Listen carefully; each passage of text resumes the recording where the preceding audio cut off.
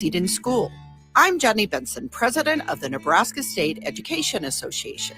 Motivation and goal setting build confidence and instill a drive that will benefit children their entire lives. It will also help them become more positive thinkers. Working together, parents and teachers are a powerful team for student success. Sponsored by the Nebraska State Education Association, aired by the Nebraska Broadcasters Association in this station. It seems like just the other day, I was building my first house. I've seen many changes to our building market in Lincoln. It's been a fun road. Bob Benish is the founder and president of Aspen Builders, online at aspenbuildersinc.com. You know, we hear this a lot where I don't want to live in a cookie cutter home. Well, let's come up with some answers on what we're going to build, where we're going to build it, and what it's going to cost. One thing that we started doing early on was we started building neighborhoods. I'm a firm believer in character in your street and in your neighborhood. I like choice. I like variation. I like maybe something a little bit different in a neighborhood that you don't see in every neighborhood. I think it's great to have choices, its uniqueness, and I think that's what gives a neighborhood character.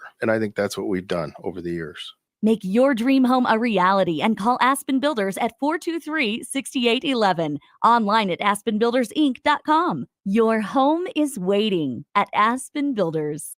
Attention all Nebraska basketball fans. The NCAA tournament is coming soon, and Nebraska looks to be on its way to their first appearance in 10 years. Better Tree Removal wants to celebrate the occasion and any possible success in the tournament by offering a deal. If you're in need of tree removal on your property, call or text Todd by March 20th. If Nebraska wins the first round game, you'll get 25% off the bid. If they win two, you'll get 50% off. You must contact Todd at 402-780-1377 before March 20th. Constructors is now hiring for all positions, with laborers starting at $23 and up based on experience. Constructors has immediate job openings for laborers, mechanics, bridge builders, operators, and drivers. Start your new career today. Constructors offers great pay, health, dental, and vision insurance, paid time off, paid holidays, and so much more. Join the crew today and be a part of Nebraska's oldest paving company dating back to 1908. For a complete list of openings and to apply online, visit constructorslincoln.com. 93.7 The Ticket is proud to provide listeners with daily opportunities to win contests and prizes on our airwaves, and would like to take this opportunity to remind you of a couple rules. All participants must be 21 or older and must wait 30 days after winning a prize before participating in another contest. Once you win, you have 30 days to pick up your prize at the K&TK Studios, 1040 O Street in Lincoln, or your prize will be forfeit. Thank you for participating in our contest, and thank you for listening to 93.7 The Ticket. This is Lincoln's home for sports talk on the FM dial. Also online at theticketfm.com. On the internet. KNTK FM Firth, 93.7 The Ticket. Live from the heart of Lincoln, America. Welcome to Ticket Weeknights on 93.7 The Ticket and theticketfm.com.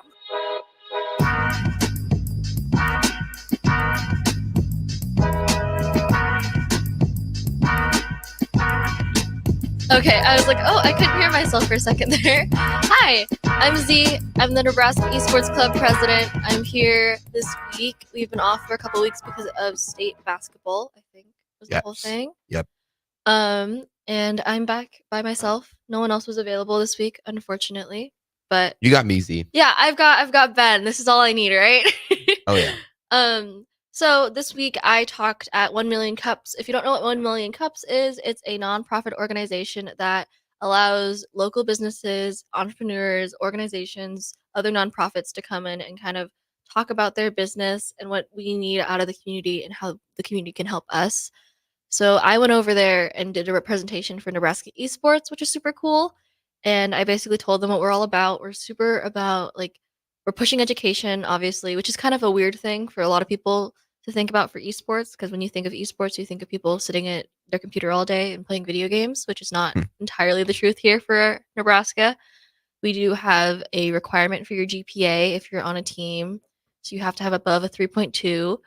And we're going to start doing mandatory tutors for your first year on a team, just to make sure that you're adjusting well to college and you're making sure that we can help you get success. And Amon Green actually wants us to start doing workouts together, which if you haven't seen Amon Green, this is going to be tough for a lot of gamers here, just because majority of us are not as fit as him. If you've ever seen his arms, they're probably the size of my head. So this will be interesting. That's usually how former NFL running backs are built. It's crazy. When you get older, you kind of let it go, but I think he's up at like 6 in the morning, 5 in the morning every morning working out or something crazy. But it'll be super good for our team, and I think kind of pushing the emphasis on exercise and like healthy living can honestly make you a better player as well, which is super cool. What else did I talk about? We talked about the opportunities that you can get while you are at the esports club, which means if you want to go pro, we have a path to pro for a lot of people, which is super exciting because I feel like a lot of colleges, while they can supply that, we have like very direct connections, and we have a really awesome coach that teaches you in mechanics and technical issues. He was watching Amon play, which is our coach Ryan Tan. Sorry, I keep like whistling. Don't mean to do that. Our coach Ryan Tan, he was watching Amon play. I want to say Helldivers 2, which is a very big game right now. And he immediately, after like a few minutes of watching Amon play, knew that Amon wasn't aiming with his shoulder because his aim was off a little bit.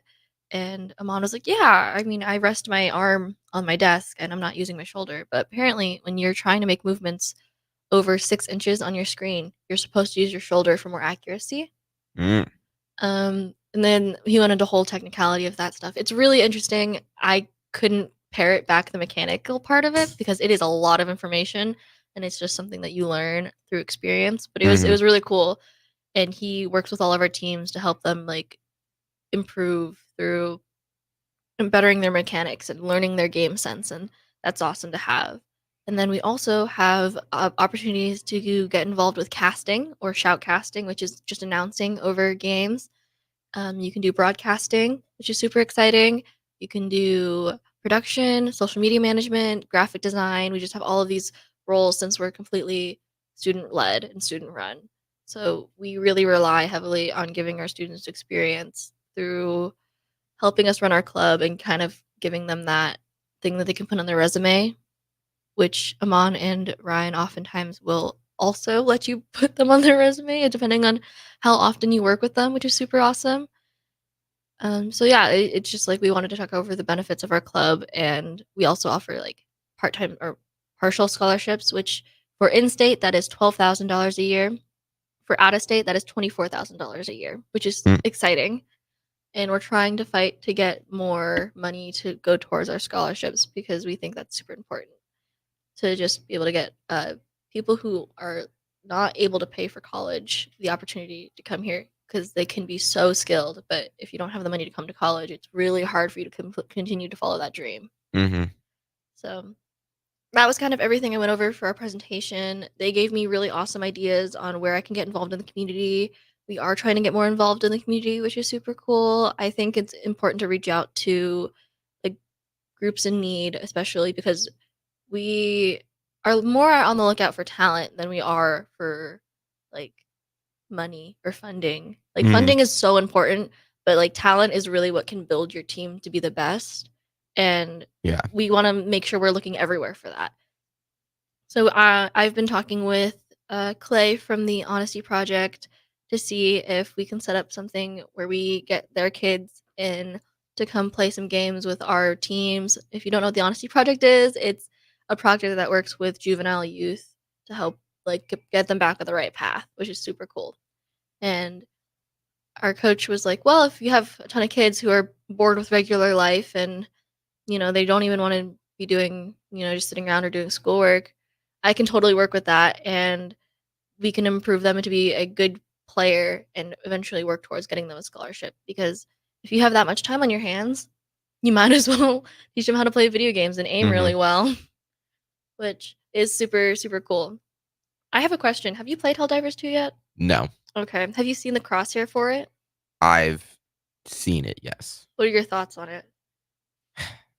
I don't even know if I can form an opinion about it just because like you haven't played it yet. I just have, it looks interesting. It's interesting. the way Coach Tan was explaining it to me was that there's the regular crosshair. So if you've ever played a first-person shooter like Call of Duty or Valorant or Overwatch, Overwatch is kind of a first-person shooter. Rainbow Six Siege, there's another one. Usually there's like a middle crosshair on your screen. Mm-hmm. For Helldivers 2, there's also a circle that moves around your crosshair. And that circle is where your bullets can land. And so it for some people they think it makes it harder to aim, and for others it makes them feel better at aiming, which is interesting. It's all preference. Yeah. When it comes to that kind of it stuff. can be very distracting to some people, and it's very interesting to see what people's like opinions are on it. Mm-hmm. For sure. I haven't used it, so. Yeah, I mean, I can't aim at all, so I don't know like if I can form an opinion on that. But I've heard a lot of opinions on it, which is super interesting. I'm trying to think of what else I can talk about because it wasn't super an eventful week because it was spring break. Well, how was your spring break? It was really good. I slept in a lot, basically. Slept in a lot and played video games with friends. I have been kind of coaching this high school team on fundamentals in the league. I'm not at all great mechanically, but I can help them learn the like basics of a game. Mm-hmm. And so I've been kind of spending a lot of my time this spring break doing that with them. It's been interesting. A lot of high schoolers don't really want to listen to people, I found out, and I do get yelled at a lot by children, which, I guess that happens. Yeah. Props to teachers nowadays. I don't know if I could do that anymore. Yeah. You got to be resilient in that profession. Definitely tough. Yeah, but that's been really fun, just getting to know the high school kids and just helping them through learning, because a lot of them are not originally League of Legends players. They're Super Smash Bros. Players transitioning, which is tough because Super Smash Bros. Is all about combos and mechanics, and League of Legends is combos and mechanics on top of game sense and paying attention to the rest of your team and paying attention to like 5 other people outside of your team. And that is a lot of information to juggle besides just like at most like 4 people on your screen on like a 2D. Mm-hmm. Or not a 2D, but like that type of perspective. Yeah. So it's been really interesting. I've been learning a lot on how to like talk to people or like how to coach people through certain things and what works. I really try hard not to yell at people. I think that's not helpful. I think it kind of can make things worse. Definitely.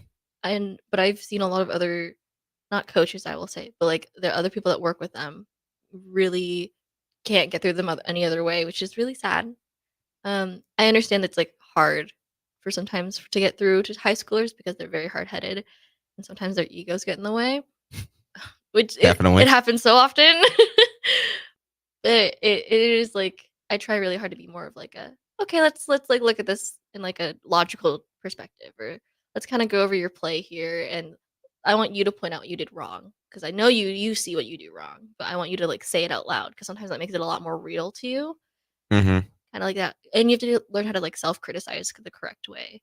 I think a lot of people have issues with self-criticism and doing it kind of either too harshly or they don't criticize specifically enough.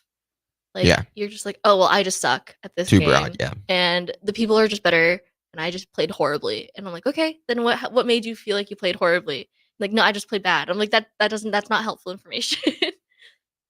Yeah.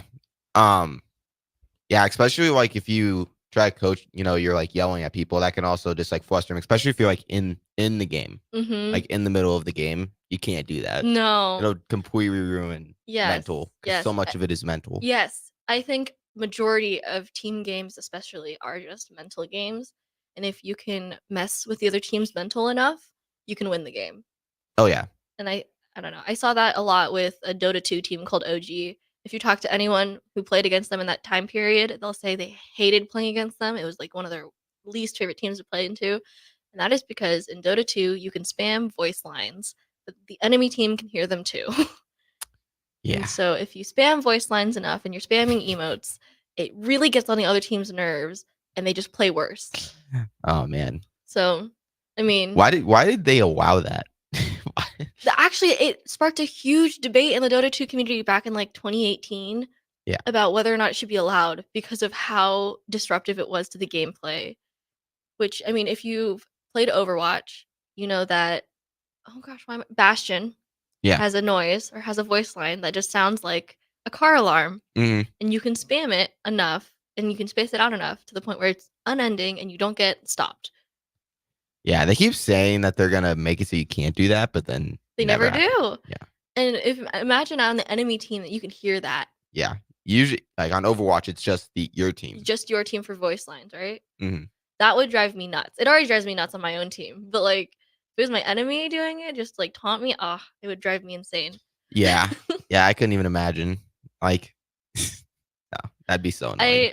I hate that voice line, and when my friend plays Bastion, that's all he does, and I'm like, please stop. I hate car alarm noises. It's the worst. It's not annoying when you're the one doing it. No, it's fun when you're the one doing it.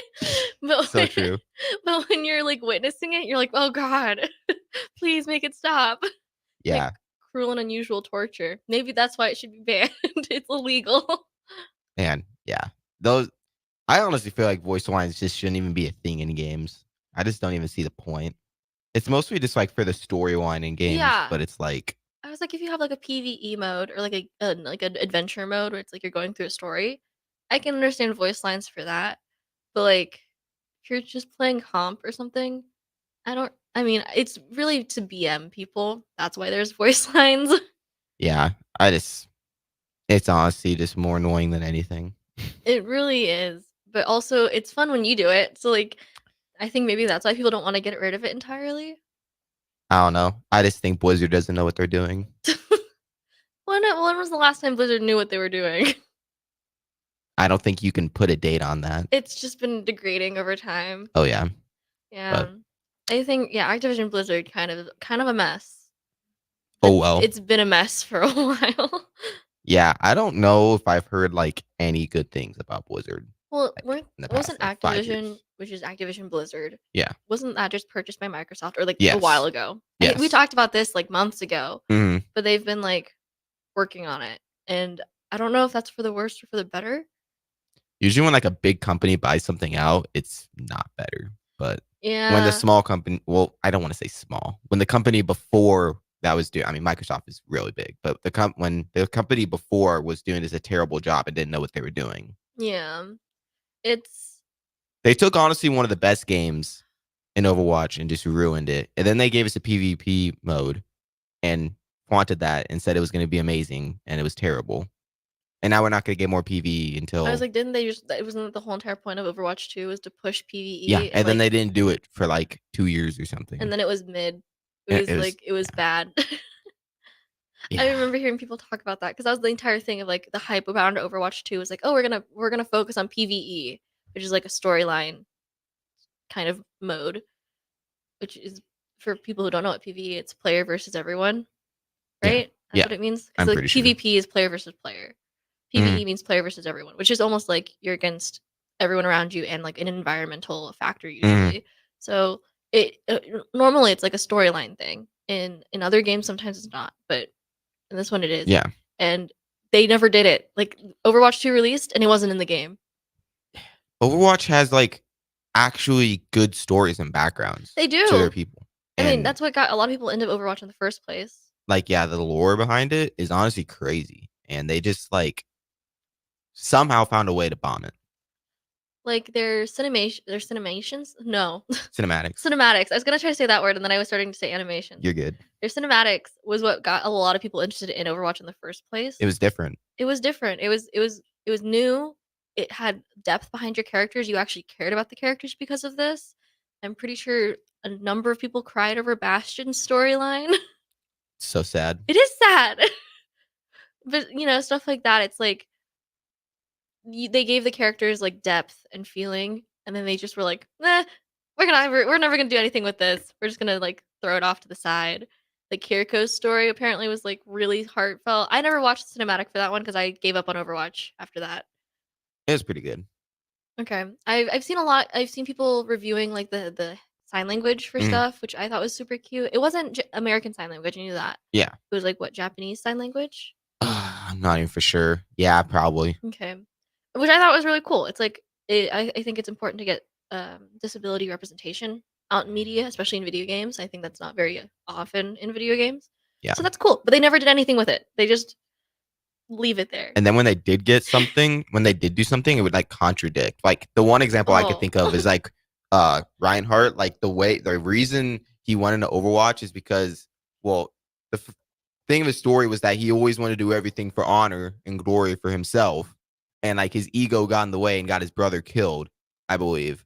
So then and that's like how Reinhardt lost his eye, and then, but it's still, so it's like he said he would never like put glory and honor above anything, and still his main voice line is for glory and honor. It's just like that's not even that's like defeating the entire purpose of his whole story arc. Well, it's like that's what he said like when he first started fighting, but it's like I don't know. It's just they haven't like improved upon it or anything. That's really frustrating because it's like that character went through a whole development arc. Yeah. And you're just gonna ignore it. We're just not even we're gonna retcon it. It was a really good story, but nah, we like this voice line. Like that's ridiculous. You know what? We can stop trashing on Overwatch if you want to. I mean, it's fun, right? It's therapeutic. It's therapeutic. Yeah, there's the word. No, it's okay. I mean, I was about to start trashing on League. So Oh, go for it. League of Legends has stories for every single character in their game, which is like 260 plus. It's pretty short crazy. Stories for every single character. They never mention it. Also, there's like a couple characters that just it's canon that they have no lore, which is ridiculous. Like we have no idea why this guy exists. There's one of them called Shaco. Sorry, I keep adjusting my mic. And he's just a clown. And that's literally all we know about him is that he's a clown who likes to use Jack-in-the-Boxes, and he is canonically known for not having lore, which is ridiculous. But then they came out with Arcane, and then they're retconning every single thing that doesn't align up with Arcane, which is really frustrating. I understand why you want Arcane to be the canon timeline, because everyone's super into Arcane, and everyone said it was amazing, and I still haven't watched it. I was watching another depressing show at the moment, and I didn't want to double up, because that's a lot of emotional damage. But because of Arcane's popularity, they are retconning so many things that were canon, which is really frustrating, because a lot of people who really enjoyed the lore and really were super into all these little stories, it's no longer canon. It's no longer real. They're like completely reworking all of it. And then they still don't do anything with it, which is frustrating. I know there's like, before this recent new update, there were only two pairs of characters that had like cool interactions in game because of their story connections. Mm-hmm. And it was this character named Rengar, who was like a tiger man, and Kha'Zix, who is like an alien mantis bug thing. And Kha'Zix took Rengar's eye. So if Kha'Zix kills Rengar in game first, he gets a buff. If Rengar kills Kha'Zix, he gets his eye back and gets a buff. And that's a cool interaction, because they have a whole story about how Rengar's the bounty hunter or type person, and Kha'Zix like took his eye in this huge battle, and that's why there's like that interaction. Then, originally, Lucian he's a character that wields pistols. His pistols don't match because one of them is his wife's pistol, and she got kidnapped by this other guy named Thresh, who is this skeleton man who carries a lantern and like a scythe, and he reaps souls and puts them into his lantern. A lantern. A lantern. Yes, he carries a lantern around and he like swings it at people. Sounds interesting. He's an interesting character. But what happened was that Thresh ended up stealing Lucian's wife, Senna, and Lucian's voice lines were always about like, you took my wife, you killed my wife, whatever. And then later down the line, they released Senna as a character. And the story goes is that she built a gun, which she actually looks like the new Overwatch healer, Alari. Yeah. Oh. The giant gun that she has, it's exactly like Senna. And she built herself a gun out of souls inside of Thresh's lantern, and broke out of his lantern with this giant gun that she crafted. And she finally frees herself, and now in game, if Thresh kills Senna, he gains her stats that she's gained by collecting souls. Mm-hmm. If Senna kills Thresh, she gains his armor stats by what he's collected through souls. So that's like their cool interaction, that they both like are out for each other. But Thresh is a support character, so he's not supposed to get kills. It's a Yeah, very weird interaction. But if he kills Senna, he gets like attack range and crit, that's weird. which is ridiculous because he's a tank. So I don't know, but it's cool that it's in the game. And then now there's a lot more interactions in the game that I have yet to explore. But Mhm. originally people were like, can't we have more of these? Because it's more about the lore. It kind of explores the stuff that you've written, and now like you're not using it, which is really frustrating. And I guess if you really like lore, you go and play the card game called Legends of Runeterra, which is like Hearthstone but League of Legends themed. It is a direct ripoff of Hearthstone, though. Mm. I will say it's the same exact thing, and that has a lot more lore implications. But League doesn't usually do anything with it, and I think they just fired a lot of people from the Legends of Runeterra team as well as their Reforged team, which was the team that made like single player games on Steam. Mhm. So like Ruined King, and there's the what is it? Gosh, I think I want to say it's like the Forgotten King or something. No, the Ruined King was the book. They have like a Forgotten King. They have like a ton of other ones that are all basically you play through people's stories, like their lore, and that's super cool. But they just fired the entire team that did that, so we won't have that anymore, which was like 500 people. Yeah, that's interesting.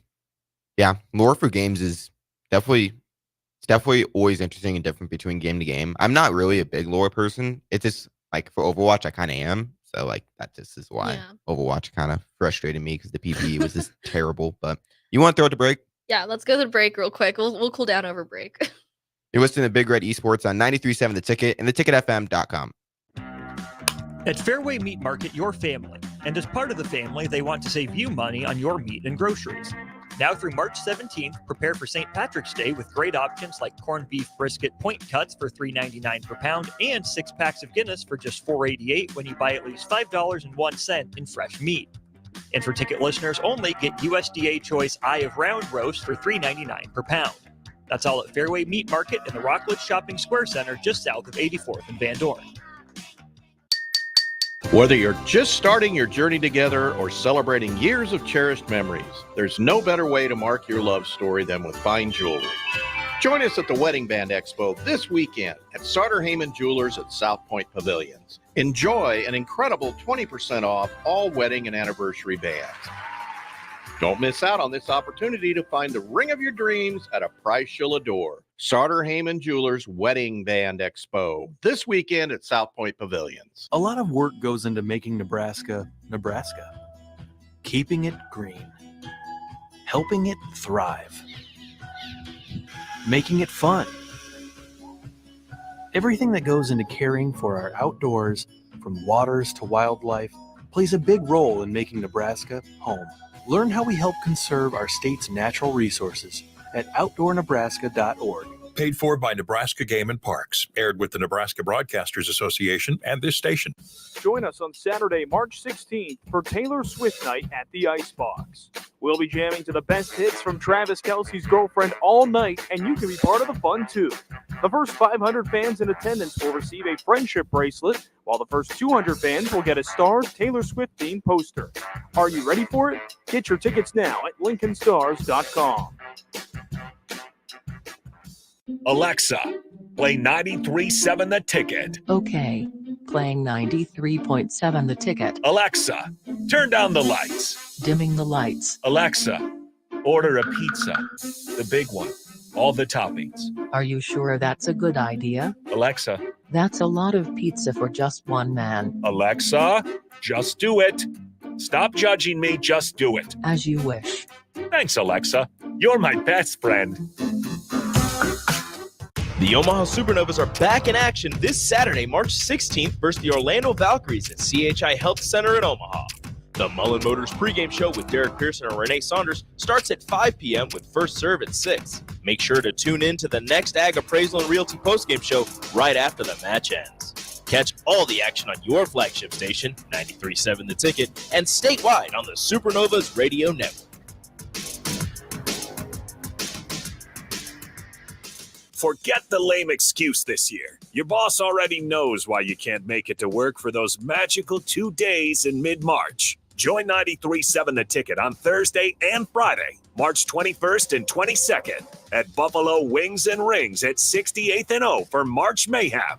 Come early on Thursday and get a ping pong ball with a lucky team on it. And stay all day for prizes throughout and buzzer beater upsets. It's March Mayhem with 93.7 The Ticket for the NCAA tournament at Buffalo Wings and Rings, 68th and O. Sometimes I just cannot believe all the storms we've gone through here. I can only hope that we'll be able to leave this house to you one day, baby. You're our legacy. Planning for these disasters will make sure we're safe and is the best way to protect that legacy. Protect your legacy. Visit ready.gov/plan for the tools and tips you need to start your emergency preparedness plan today. Brought to you by FEMA and the Ad Council. 24/7 threat monitoring, expert tech support, streamlined communications. Allo has a solution for that. Protect your business with Allo Business. Comprehensive firewall security, Microsoft Teams voice-integrated communications, cybersecurity and IT support managed by experts. From productivity to peace of mind, Allo has a solution for that. Allo means business. Protect your business by visiting allofiber.com/business. On the Block with Strick and Austin. Now, to tie it back to Nebraska men's basketball, this group has a chance to do something that hasn't been done before. Yeah. You know, in making a run in the Big Ten tournament, a serious run, in winning the first NCAA tournament game, but they're not going to get there by doing the same things they've always done. It is on this team to step up and change that narrative. It won't change on its own. Teams won't lay over for you, and that's the mindset shift we haven't consistently seen yet. Weekdays from 2 to 4 on 93.7 The Ticket and theticketfm.com. Back to The Ticket weeknights on 93.7 The Ticket and theticketfm.com. All right, welcome back. We've pulled up. Oh goodness. We've pulled down over the break about being upset at our favorite games. Well, old favorite games. I don't know if you're big on Overwatch anymore. I still play it. Still occasionally. It's still probably one of my top 3 most played games. But That's good. I mean, I don't know. It's hard to get out once you're in that cycle of playing a game.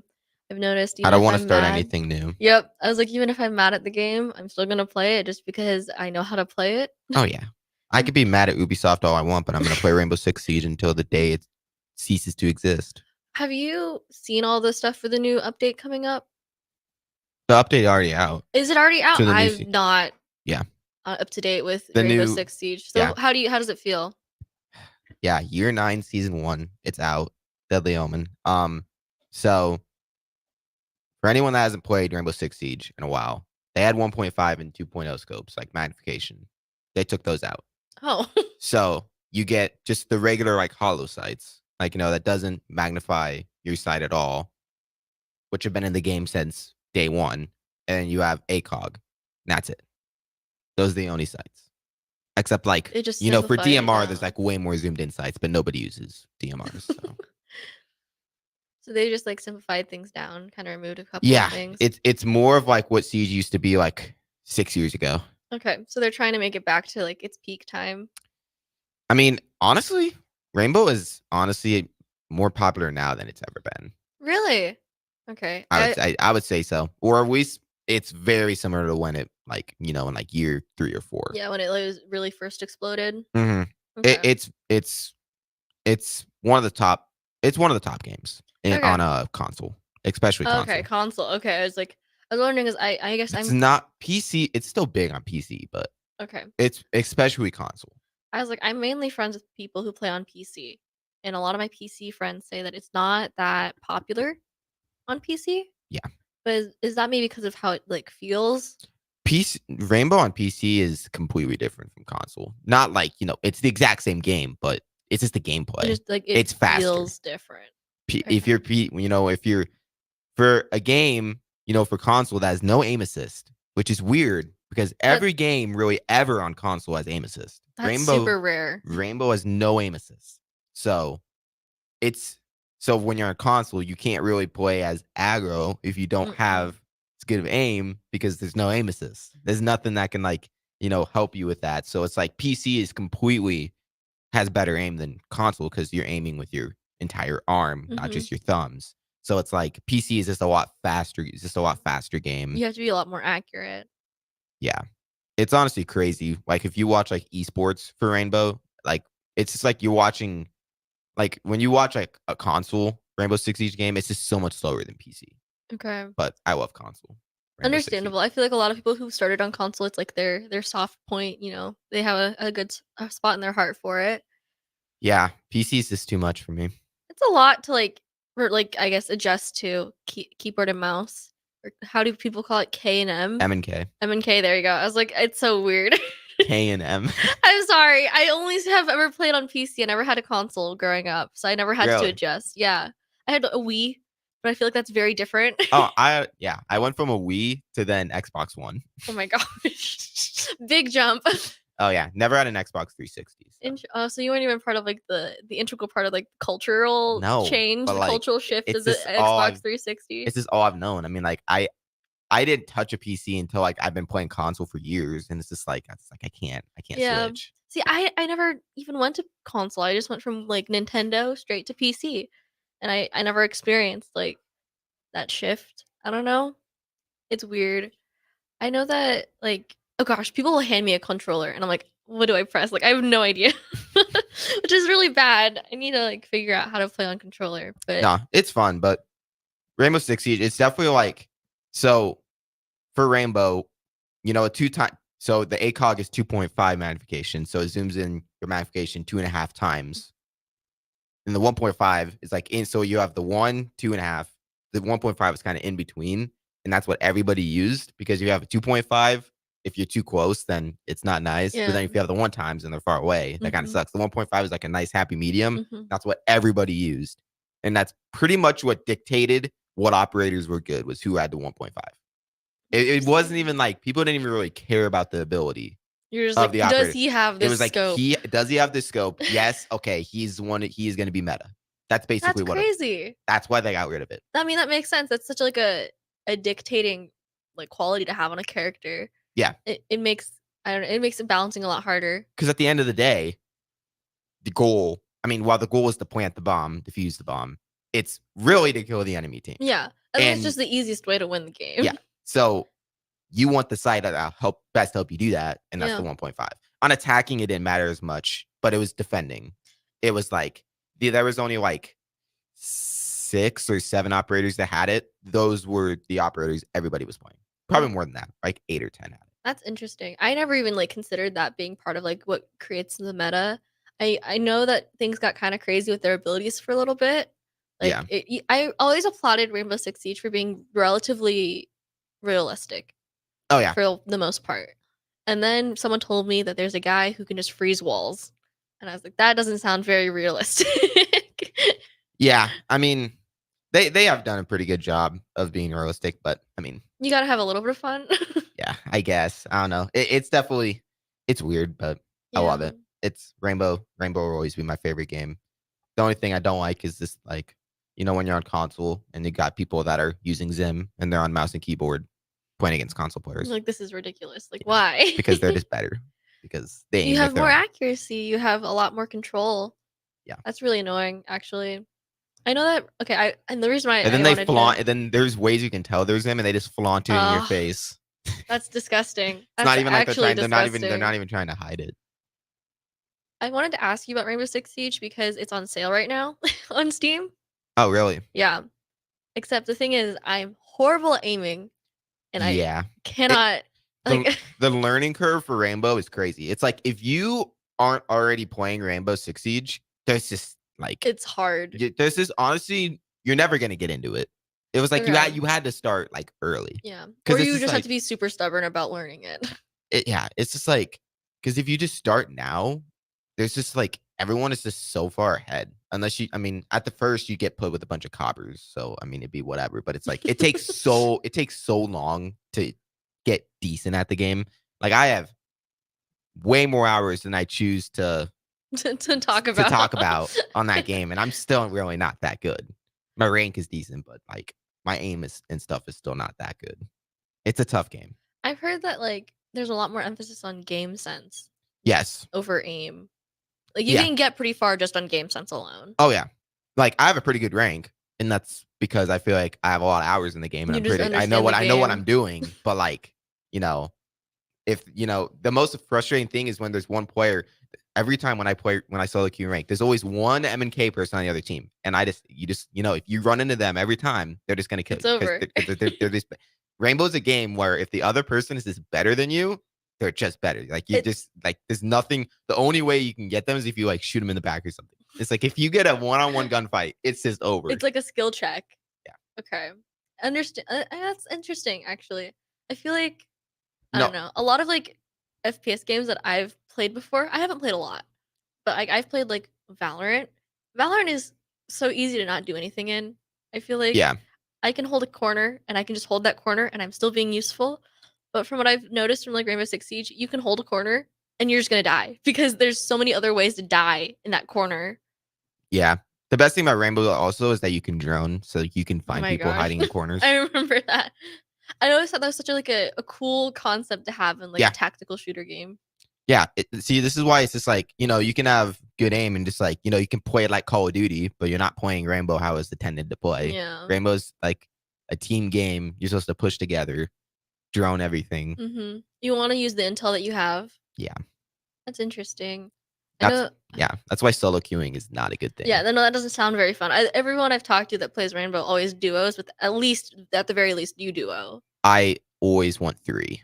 Interesting. I want 3 because a purse with 3 people is good. And also like, when you're voting for like what objective you want Mhm. or like what operators you want to ban, there's 5 people on the team. So If you get have the 3, majority. if you have 3 of the majority, so you get Okay. everything you want. Interesting. So I want at least 3. Gotcha. Interesting. I don't know. A lot of people I talk to, they just duo, and I think it's more so because they work off each other really well for synergy, and like Mhm. it's a lot easier to find a synergy between 2 people than 3. Yeah.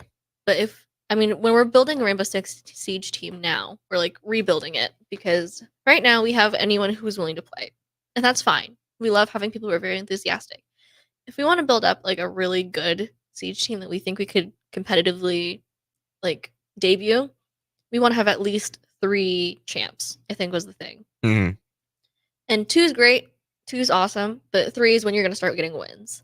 And I think that kind of goes along with like 3 is like it's easier to push together. You have a lot better communication and synergy, but it's just finding 3 people that actually enjoy to play. They really vibe together when they play, which is Yeah. difficult to find 3 people who like to play together.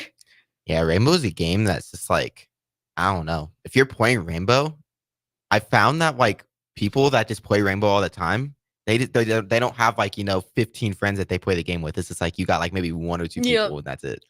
Yeah, I was like, there's not a lot of like dedicated hardcore like players out there that have the same dedication as you. I feel like it's 'Cause hard. It's hard to Rainbow find it's a people like hard that. game. They had to start from day 1 because Mhm. it's not like a game that you could just pick up and like be great at.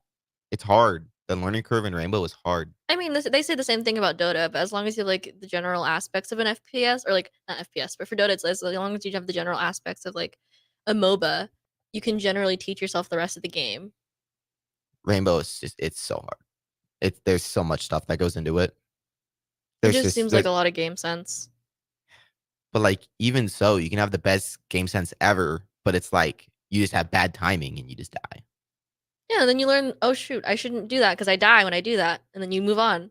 Nah, the most frustrating thing is when you've been holding the angle for an entire minute. Then as soon as I get off the angle, like I'm not holding the door anymore, somebody just swings on the door. Oh yeah, that's like in every FPS game. No, that's just stuff like that. just No, frustrates that's me. in every FPS Oh, I game. know that's as in soon every- as you I know move that's off in- of the point, or But as it's soon like- as you look away from the angle. But it's just like Rainbow's a game where it's like you die, you're done. It's not like Overwatch. You have bad Oh, time yeah, in no, no, Overwatch. no. You're like, oh, I'm gonna be back playing in But 5 I mean, seconds. that's the same thing in like CS:GO. Yeah. Is you die, you're done. Yeah. So it's like you're just then watching your team and you're just like, man, I could have done something different. We had a text on text line. They're wanting to ask about Helldivers 2. We haven't played Helldivers 2 that much. I am not an FPS player. I am a MOBA player. I don't play Helldivers 2. Also, I don't have the money to buy it. Helldivers See, 2. Yeah. My friends have started playing it, so I might. I mean, I've heard pretty good things about it so far. Oh yeah, I've heard so many people like really enjoy it. I hear a lot of like Valorant players are moving over to Helldivers 2 just because it's a lot more enjoyable. It's a less stressful game in a way. It is funny when you see your own turret kill you because there's team kill on everything. Doesn't matter if it's like a mechanical thing or not. Yeah. So like people will call in turrets, and then if you run in front of your turret, you're gonna die. Like you have to be very careful. Yeah. But I mean, it's a very entertaining game. I would probably give it a try. I've heard it's really good for people who don't know how to aim, who are very new to FPS games. Hey.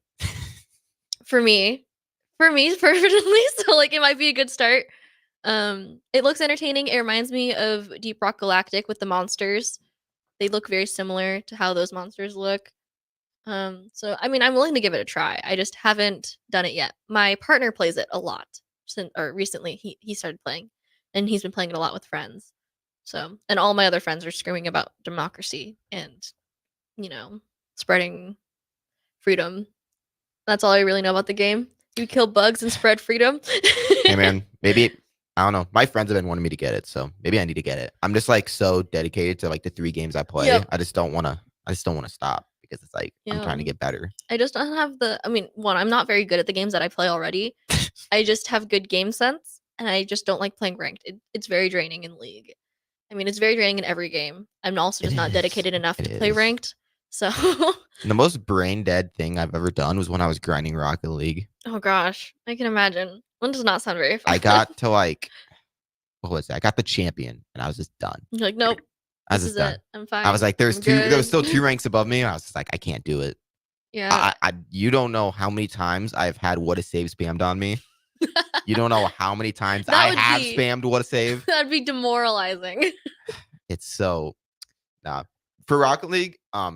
At first I was like doing duos and like standard and everything, but then I got really into Rumble, like the mode with like you have abilities. Oh my gosh. I grinded that. You're like, this is it. It's honestly fun, but I don't play Rocket League as much anymore. They ruined the game. I never picked it up.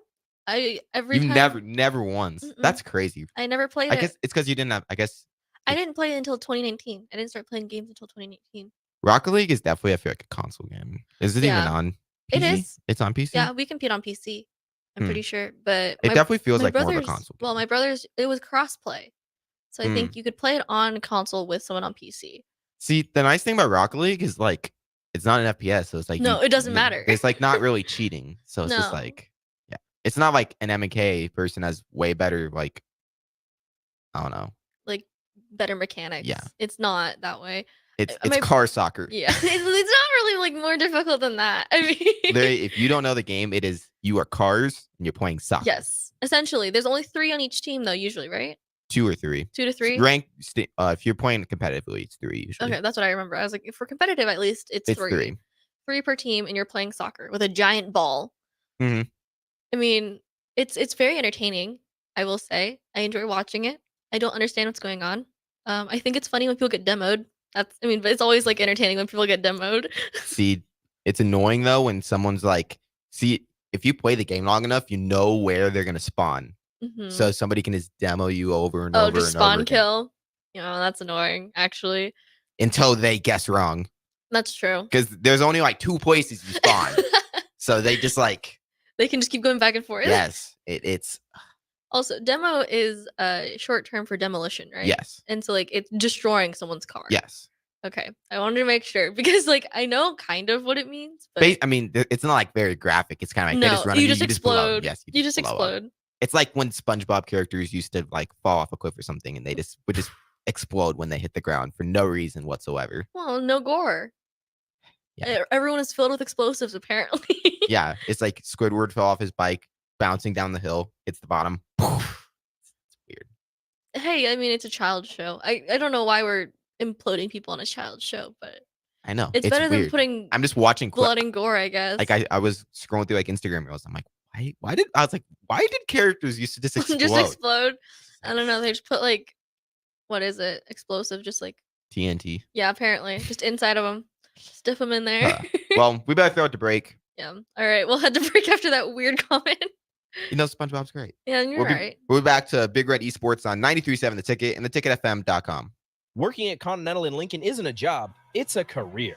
And right now, they've raised wages again, and they're hiring for production operators at $24.62 per hour, which grows to $28.97 per hour within 3 years. Skilled trade positions now start at $33.36 per hour with opportunities to make more based on certifications. Continental also has salary jobs available and great benefits, plus medical and prescription costs at very low premiums. Dental, vision, and life insurance are offered at no premium cost to the associates with increased bonuses and vacation for new hires. To learn more or apply, go to continentaljobs.com with keyword Lincoln. Come work at Continental today. Attention all Nebraska basketball fans. The NCAA tournament is coming soon, and Nebraska looks to be on its way to their first appearance in 10 years. Better Tree Removal wants to celebrate the occasion and any possible success in the tournament by offering a deal. If you're in need of tree removal on your property, call or text Todd by March 20th. If Nebraska wins the first round game, you'll get 25% off the bid. If they win two, you'll get 50% off. You must contact Todd at 402-780-1377 before March 20th. If you came across someone struggling with hunger, how would you recognize them? By their clothes, their age, the way they speak. Hunger can be hard to recognize. Learn why at IamHungerInAmerica.org. Brought to you by Feeding America, 200 Food Banks Strong, and the Ad Council. Spring is on its way. Are you prepared to keep the grass greener on your side? Blades Lawn and Landscape has a position opened at a homeowner association to their client list with residential and commercial openings also. Transform your yard into a private oasis with the professional services offered by Blades Lawn and Landscape, including landscape walls and beds and a 5-step fertilizer program applied by a licensed professional. Call them today at 402-730-6320 or go to bladeslcc.com to schedule a free estimate on commercial or residential lawn services. The Omaha Supernovas are back in action this Saturday, March 16th versus the Orlando Valkyries at CHI Health Center in Omaha. The Mullen Motors pregame show with Derek Pearson and Renee Saunders starts at 5 p.m. with first serve at 6. Make sure to tune in to the next Ag Appraisal and Realty postgame show right after the match ends. Catch all the action on your flagship station, 93.7 The Ticket, and statewide on the Supernovas Radio Network.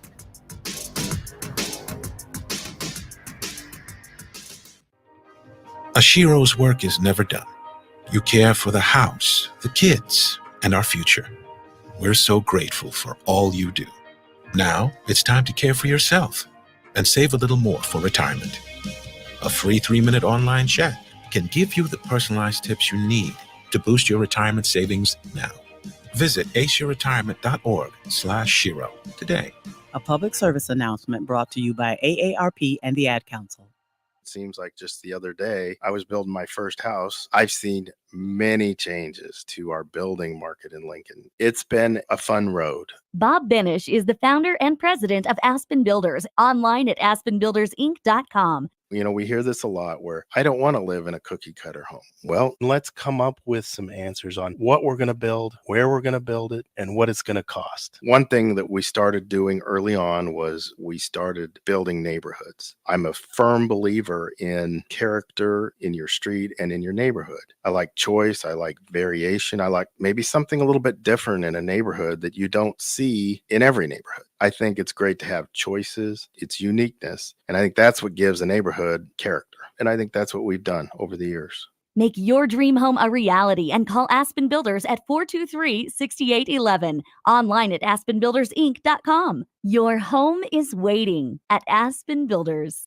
When you teach your children how to set and reach goals, you'll do more than just help them succeed in school. I'm Jenny Benson, president of the Nebraska State Education Association. Motivation and goal setting build confidence and instill a drive that will benefit children their entire lives. It will also help them become more positive thinkers. Working together, parents and teachers are a powerful team for student success. Sponsored by the Nebraska State Education Association, aired by the Nebraska Broadcasters Association and this station. Happy Hour. Gina Mancuso-Prososki of the Omaha Supernovas. You've played professionally for a few years. How emotional was that first match? When I graduated the University of Nebraska, I thought that was it. I'll never play in front of my hometown. And going overseas where no one knows you, so you feel that isolation. To play in front of my family and friends, it's a dream come true. That first time I got on the court at the beginning of our season and the crowd erupted, I mean, it took everything in me not to expose my emotion. Weekdays from 1 to 2. Back to the Ticket weeknights on 93.7 The Ticket and theticketfm.com.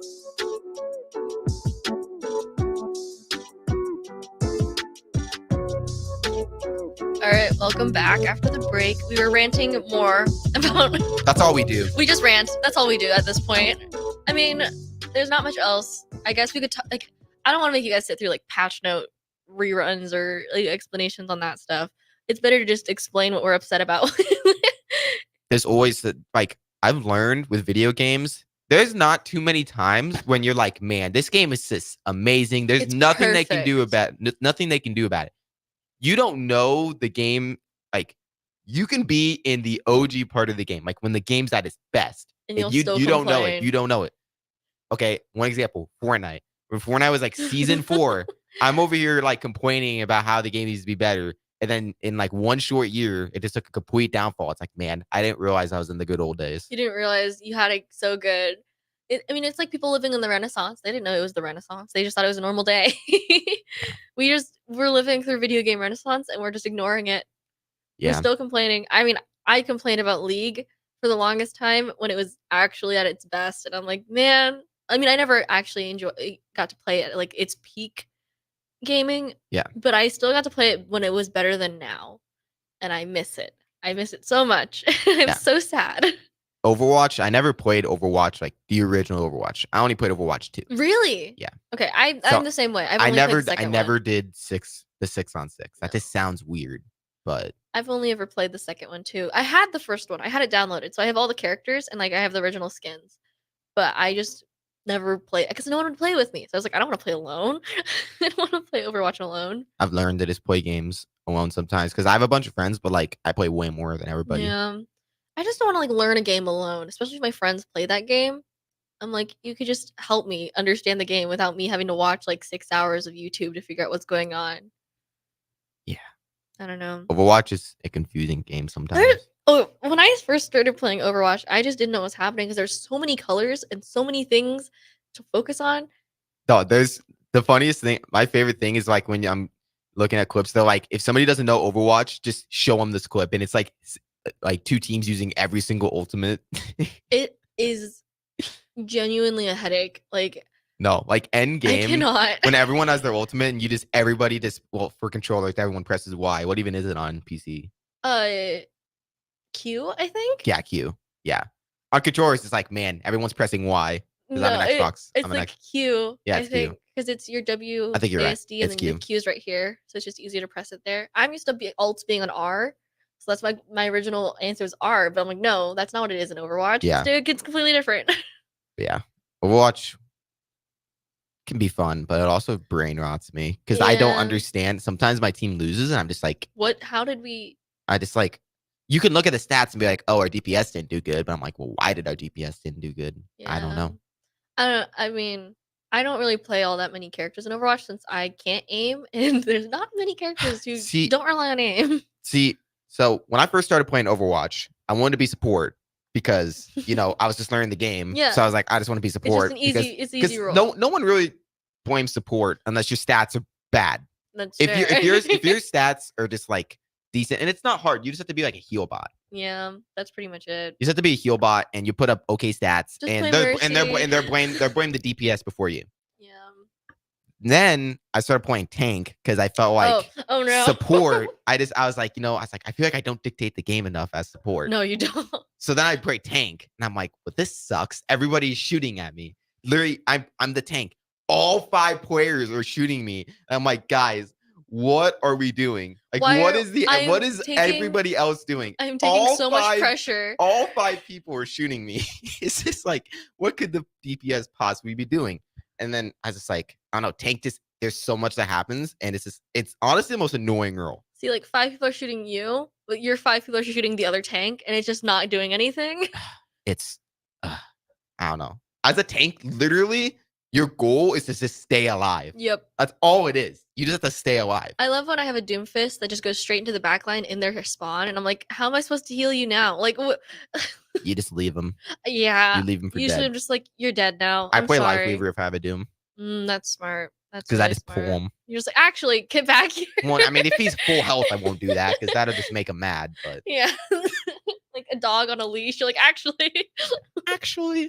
yeah, no. But so I was playing tank, And the tank just got annoying. So now it's just like switching between support and tank. But then when the new Overwatch update came out and like everyone has more health now, More health, bigger hitboxes. support is completely the worst role in my opinion. It sucks. It's the only role that I play. Support is I'm an so awful role. sad. No, it is awful. There's never been a worse time in Overwatch to be a support player than right now, in my opinion. Or at least in Overwatch 2. I never played regular Overwatch, but in Overwatch 2, this is the worst. Yeah. Tank is still the same thing when you have 5 people shooting you. It's just like But you just have more health. You're also just easier but you're to bigger. hit. You're easier to hit. So now I've never been a DPS player because like I would always just go against Widows and Hanzos and they're just way better than me. Now I'm just like, you know what? Screw it. I'm just gonna play DPS. I've actually been having fun playing DPS. I mean, like, well, with the new changes for like the hitboxes, you it's have, so much easier to play like Widow. Yeah, and Hanzo. and also it's like easier to hit people at DPS. So that makes this is why like people are mad that like Overwatch doesn't require as much skill now because everyone just has bigger hitboxes. Yeah, it's just so much easier to clip things. I wish they would have just kept the health, but gave everyone the regen health. Like everyone has regenerative health. That would have been nicer. Because this is like, what's like literally you're doing nothing by giving everyone more health and then making their hitbox bigger. Like, what are you doing? It's literally counteracting. Like it's counterintuitive. You're making two things that just make it neutral. You're just changing stuff to change stuff. Yeah, you're just saying, you just want to say that you changed it. You're just throwing a dart at the wall, and you're like, "Did it stick? Is it good? How do you guys? How does that look?" You're just trying to like tell, like you're just trying to do things just to tell people that you did something, and then See, and you're that's just like, we didn't do anything actually. See, my favorite thing about Rainbow is I feel like when they change something, it makes sense to me. Feels something. It's like okay, they understand 1.5 dictates the meta. Okay. They tried changing stuff with it. When that didn't work, they're like, okay, let's just scrap it. Let's just remove it because it's like, too powerful. I was like, it makes sense. Or like if an operator is really good, they nerf it. It's like, okay, that makes sense. And you nerfed it in a smart way. Yeah, if like, and this goes with any game, I feel like if it's pick banned, like every single game, if it's like you can't play it, like if you can't play against it and you can't play without it, there's an issue. Like you have to change it. Yeah. The only thing that's funny though is like every single team bans Jackal on Rainbow. I don't know if you've ever. I don't see Jackal. He tracks your footsteps. Oh, so I've watched it, but I've never known like the name. So yeah, Jackal, he can track your footsteps and like gives you, and then you have a red ping on you if you're like if you're a defender. There's like a red ping on you. Oh my gosh, it's annoying. Everyone just bans it. It's been like that ever since I played, and Rainbow just doesn't know what to do. Well, I mean, that's like that's his whole like gimmick. Yeah. So like, what are you supposed to do about that? It's so weird. Like every single, he's banned the most out of like every attacking operator, like by far. Interesting. I'm pretty sure I'm not sure about Pro League, but I'm pretty sure Pro League, he's not banned as much in Pro League, but still like the most banned. Probably because people like you can play around it. It's just annoying. Yeah, it's literally more annoying than anything, and it's just like I don't know. They don't know what to do with it, so they just kind of kept. I mean, like it's his whole gimmick. So, like, what do you want to do? Like, rework him entirely? Like, that just sounds. That's honestly probably what they have to do. Yeah, but I mean, that's just a lot of work with all the stuff they've been putting in recently with like the new. I mean, they might have not have thought of like all of the changes yet for what they're gonna do with him. I don't know. It's been like that for so. I don't think they're gonna change him. It's been like this for so long. I think they just gave up. They're just like, it is what it is. Yeah. The only reason why like League of Legends has been reworking characters is because they are so bad that they just don't work. See, which is interesting. Well, that's the thing. It's just like I don't get how like devs for games like they create this character, okay? Then you have test servers and you test them out. Can you not tell that the character is not good? Like in Overwatch, when Lifeweaver was first came out, he was the worst character in the game. The worst hero in the game. I think when it comes to like test servers, they usually like release them, and then before release, they'll change the numbers depending on what the like feelings of the test servers were. Still was he still bad in test? I don't even know the whole story about. No, he was bad in every aspect. Interesting. He was bad when he was in the test servers. They buffed him, and he was still terrible. He's okay now. That's so funny. But it's still just like I don't get how like a dev can like. You bring this character. How can you not tell it's not good? Well, they did buff him before release. They probably thought that'd be enough. Like it's hard to tell with number balancing. I think you just like. Do they not play the game? Like, do they not like? I don't get it. Sometimes it's just like you don't. I don't know, it doesn't feel that bad to you, but maybe that's just because you're playing against bad people. Like, genuinely, if you're testing something out and it's bad, like, I've seen people play, like, really weird builds on League, and, like, this should never work, but because you're playing against bad people, it works. Like, and that's the kind of, like, it's hard to tell for test servers because they're not based on rank. It's Yeah. just whoever wants to play. Yeah, it is interesting, but we better throw it to break because it's top of the hour. Oh, you're right. We got another hour. We got another hour to go over ranting about Overwatch. Nah, no more Overwatch talk. It makes my head hurt. All right, we'll move on then. You're listening to Big Red Esports on 93.7 The Ticket and theticketfm.com. Houses? They're expensive. And once you buy one, you're kind of stuck with it for a while. You need to make sure you get your best house for the best price. You need Ben Bleicher and his team of pros at Professional Realty Group. They'll take the time to figure out what's important for you in your dream home, and they have the expertise to find the hidden issues that could surprise you after the sale. That's professional knowledge, proactive service. We call that potential. Ben Bleicher and the team at Professional Realty Group of Berkshire Hathaway's home service ambassador. Find more online at prg-ne.com. This is Lincoln's home for sports talk on the FM dial. Also online at theticketfm.com. On the internet. KNTK FM Firth, 93.7 The Ticket. Attention all Nebraska basketball fans. The NCAA tournament is coming soon, and Nebraska looks to be on its way to their first appearance in 10 years. Better Tree Removal wants to celebrate the occasion and any possible success in the tournament by offering a deal. If you're in need of tree removal on your property, call or text Todd by March 20th. If Nebraska wins the first round game, you'll get 25% off the bid. If they win two, you'll get 50% off. You must contact Todd at 402-780-1377 before March 20th. Happy Hour. Gina Mancuso Pusowski of the Omaha Supernovas. You've played professionally for a few years. How emotional was that first match? When I graduated the University of Nebraska, I thought that was it. I'll never play in front of my hometown, and going overseas where no one knows you. So you feel that isolation to play in front of my family and friends. It's a dream come true. That first time I got on the court at the beginning of our season and the crowd erupted, I mean, it took everything in me not to expose my emotion. Weekdays from 1 to 2. Hi, this is Pastor Tom. Did you know there's a place kids can seek out help when they're away from home and something goes wrong? They find themselves in a difficult spot or even a dangerous situation. Maybe another child is bullying them or a stranger is following them. Perhaps on a date and things just go bad. In Lincoln, here's where they can find help. It's called Safe Place. Safe Place is a national program for children taking place in thousands of cities across the United States. The People City Mission is sponsoring this program in our community and has set up a number of businesses, fire stations, schools, and nonprofits around the city to become safe locations where kids can seek out help. They just need to look for the big yellow sign that says Safe Place on it. Then go inside and ask for help. We will be quickly connected to them and ensure they make it back home or to whatever resources are needed. If you'd like to find out more about Safe Place and ways in which you can get involved, just go to pcmlincoln.org. Remember, when we all do a little, we change a lot. Join us on Saturday, March 16th for Taylor Swift Night at the Icebox. We'll be jamming to the best hits from Travis Kelce's Girlfriend all night, and you can be part of the fun too. The first 500 fans in attendance will receive a friendship bracelet, while the first 200 fans will get a Stars Taylor Swift themed poster. Are you ready for it? Get your tickets now at lincolnstars.com. The Omaha Supernovas are back in action this Saturday, March 16th versus the Orlando Valkyries at CHI Health Center in Omaha.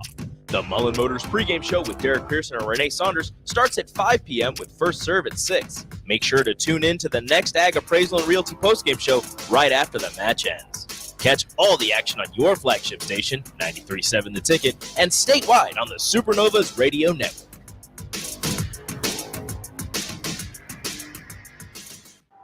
As an 18-year-old, I let my mistakes kind of take over my life. I was 0.5 credits away from completing high school, and I didn't do it. 10 years later, at age 28, Jackie finished her high school diploma. When I found out that I was pregnant, I know that I had to do something for myself if I wanted to make her a better person and provide a better life for her. My family never stopped pushing for me to be better because they knew what I could become and who I could become as a person. My support team is amazing. The educational director, my sister, and even my 7-year-old daughter has just been more than the support that I could ask for. I've been given an opportunity, and I'm just thankful for it. No one gets a diploma alone. If you're thinking of finishing your high school diploma, you have help. Find free adult education classes near you at finishyourdiploma.org. That's finishyourdiploma.org. Brought to you by the Dollar General Literacy Foundation and the Ad Council.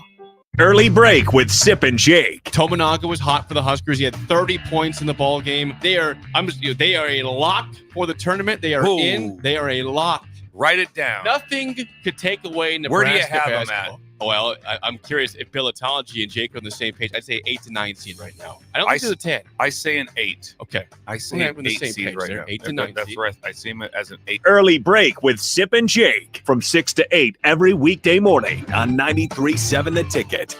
Back to The Ticket weeknights on 93.7 The Ticket and theticketfm.com.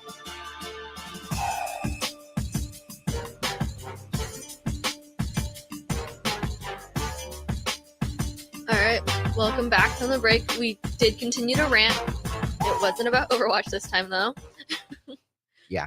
We were discussing more about Rainbow Six Siege because I don't know a lot about Rainbow Six Siege, but we were looking up the pick and ban rates Best for FPS. Certain characters, and Jackal is at a 53% ban rate, which is the character that can track your footsteps regardless, and it apparently shows the entire team, which I didn't know Yes. that part. The entire team can see the red ping, Which is where they are. annoying. I think, like you said, Because that you're roaming and they ping you, and the entire enemy team's like, oh, there's a person downstairs. The entire team just goes downstairs, and you just like get cornered.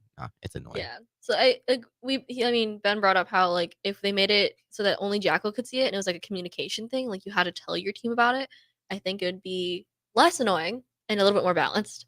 Yeah, but I don't work for Ubisoft, so Yeah. they won't listen to me. Unfortunate. I don't know why they won't listen to me. I'm such an interesting person. Yeah, you're so experienced and knowledgeable about the game. I feel like I am. I But think that's like everyone who plays the game a ton though. Like you can sink hours into a game and think that you know everything. I mean, I feel like I do know everything. I don't know. My aim is just not good. My aim's okay. There's just people that cheat and they have better aim than me because they cheat. Because they play keyboard and mouse or mouse and keyboard. I Yeah. say it backwards because I think of the keyboard first. Mouse and keyboard. Gotcha. M and K. It's not still K and M. so weird for me. Not K and I'm M. so not used to like having to say it because I want to just play PC. That's just how I say it. So But they're not on PC because they don't want to buy a PC. So then they buy a Zim that's less money and they just that's cheat. ridiculous. I don't know. Basically, it just lets them play mouse and keyboard on console, essentially, right? Yeah. That's annoying. That's like stupid. Especially in a game like Rainbow. Yeah, where that's it's like aim is everything. yeah. Well, I mean, like mechanics in general is everything. Reaction speed. yeah. Mechanic. I mean, obviously there's like smarts that go into the game, but like at the end of the day, mechanics is like what dictates the game. Yeah, because I mean, like you said earlier, it was like it's a skill check. Especially in like ranked, like in Pro League, like everyone's just the best. So it's like comes down to what team plays it smarter. Yeah. But it's like when you're playing ranked and you have a whole bunch of different types of skill ranges, you get someone that's on mouse and keyboard against someone that's on controller. It's just It's over. yeah, it's just I mean, it's not fun. In League, what I've heard for like higher rank, it's that you have to get better at predicting. Like to a degree, it's mechanics, and then once you get to like the highest level, it's all about if you can predict what the other person's going to do before they can do it, and then you can play off of that prediction. Which is why you see a lot of pro players sometimes miss their abilities because they're trying to predict what that person does in order to get the upper hand, which is difficult.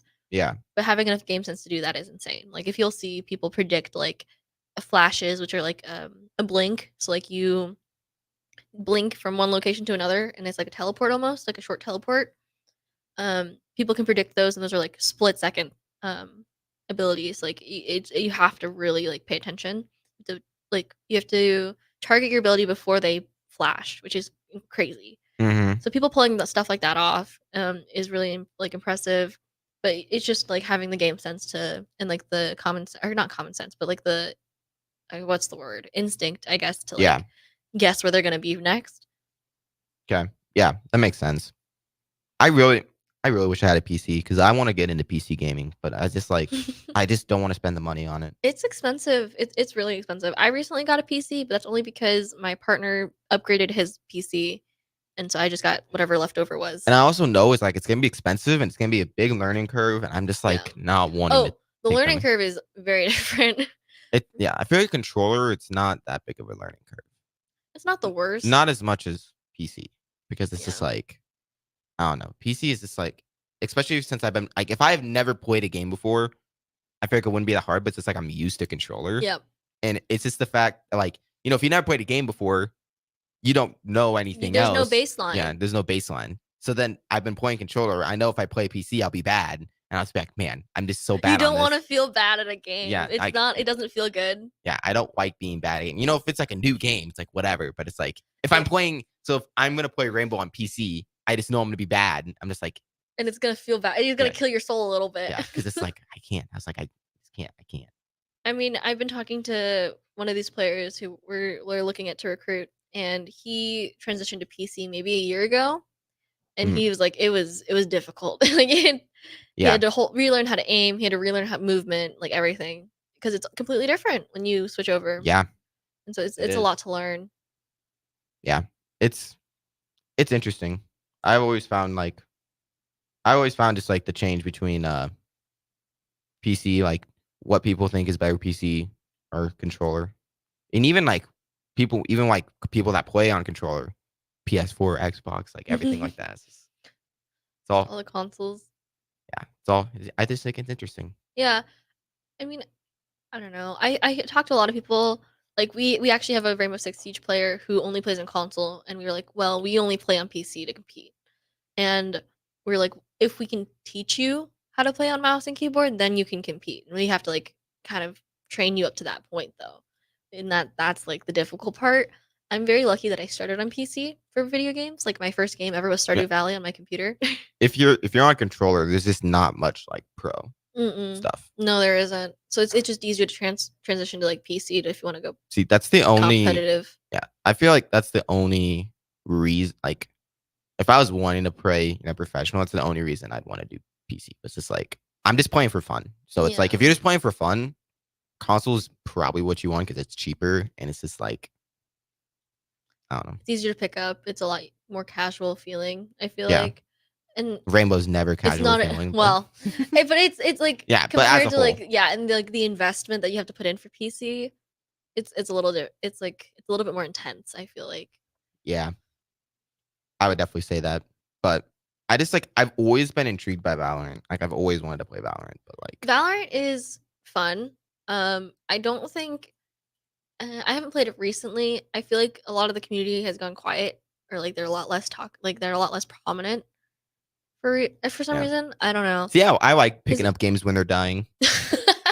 It's just you don't see Valorant players all over the place like you used to, which has been very weird because it used to be our biggest game in our club. We used to have 3 teams, and we still had to cut people, and that was crazy. And now we have 2 teams ish, and that's the same amount we have for a league, and the league was a dying game. So yeah, it's honestly crazy how games just die and then they just quick resurge. Yeah. What was it? When was Valorant released? 2019, 2016? I don't even know. It was recent. It was relatively recent. Yeah. Compared to a lot of the other games that are very similar to it. I know that Riot made it as a competitor to CS:GO, just because they wanted to be in that genre. I mean, that's why they're releasing 2 times knockout or whatever it's called. Yeah. I still call it Project L because I think Project L sounds cooler, but it's their new team fighting game. And they want to get into that scene. And that's just how Riot is. They want to be in they want their hands in everything. So they have a card game, they have an auto battler, they have a MOBA, they have an FPS tactical shooter, and then they have this new fighting game coming out. So they're really trying to be in every genre, so they kind of can dominate every genre, kind of become a monopoly of some sorts. Okay. Which is interesting. They're doing it. I think they're doing it well. They really came onto the scene and dominated FPS for a while, and they're still dominating MOBA. I think League is still more prominent than Dota 2 is right now. However, I think Dota 2 is a lot more interesting to watch. So if people are willing to learn Dota 2, like slang and kind of get into the gameplay, I think it could be bigger. But because the learning curve is so big, I think that's what is kind of hindering people from getting into that game. That's why League is still so prominent. I've always been fascinated by like, so Twitch streaming, who the top streamer is and what game they play. I feel like is a big part of what dictates what games are popular. I think that definitely influences how people like want to play games. Because this is like, I mean, the one example that I can really talk on, which, you know, Jinxie, top streamer on I Twitch. knew exactly who you were gonna talk about. I'm just saying, top streamer on Twitch. Rainbow was a dying game. Okay, like we could talk like 3 years ago, the game was just like dying. Not that many people were playing it. Not that many people were interested in it. It was just like not like what it was. You know, a couple years before that.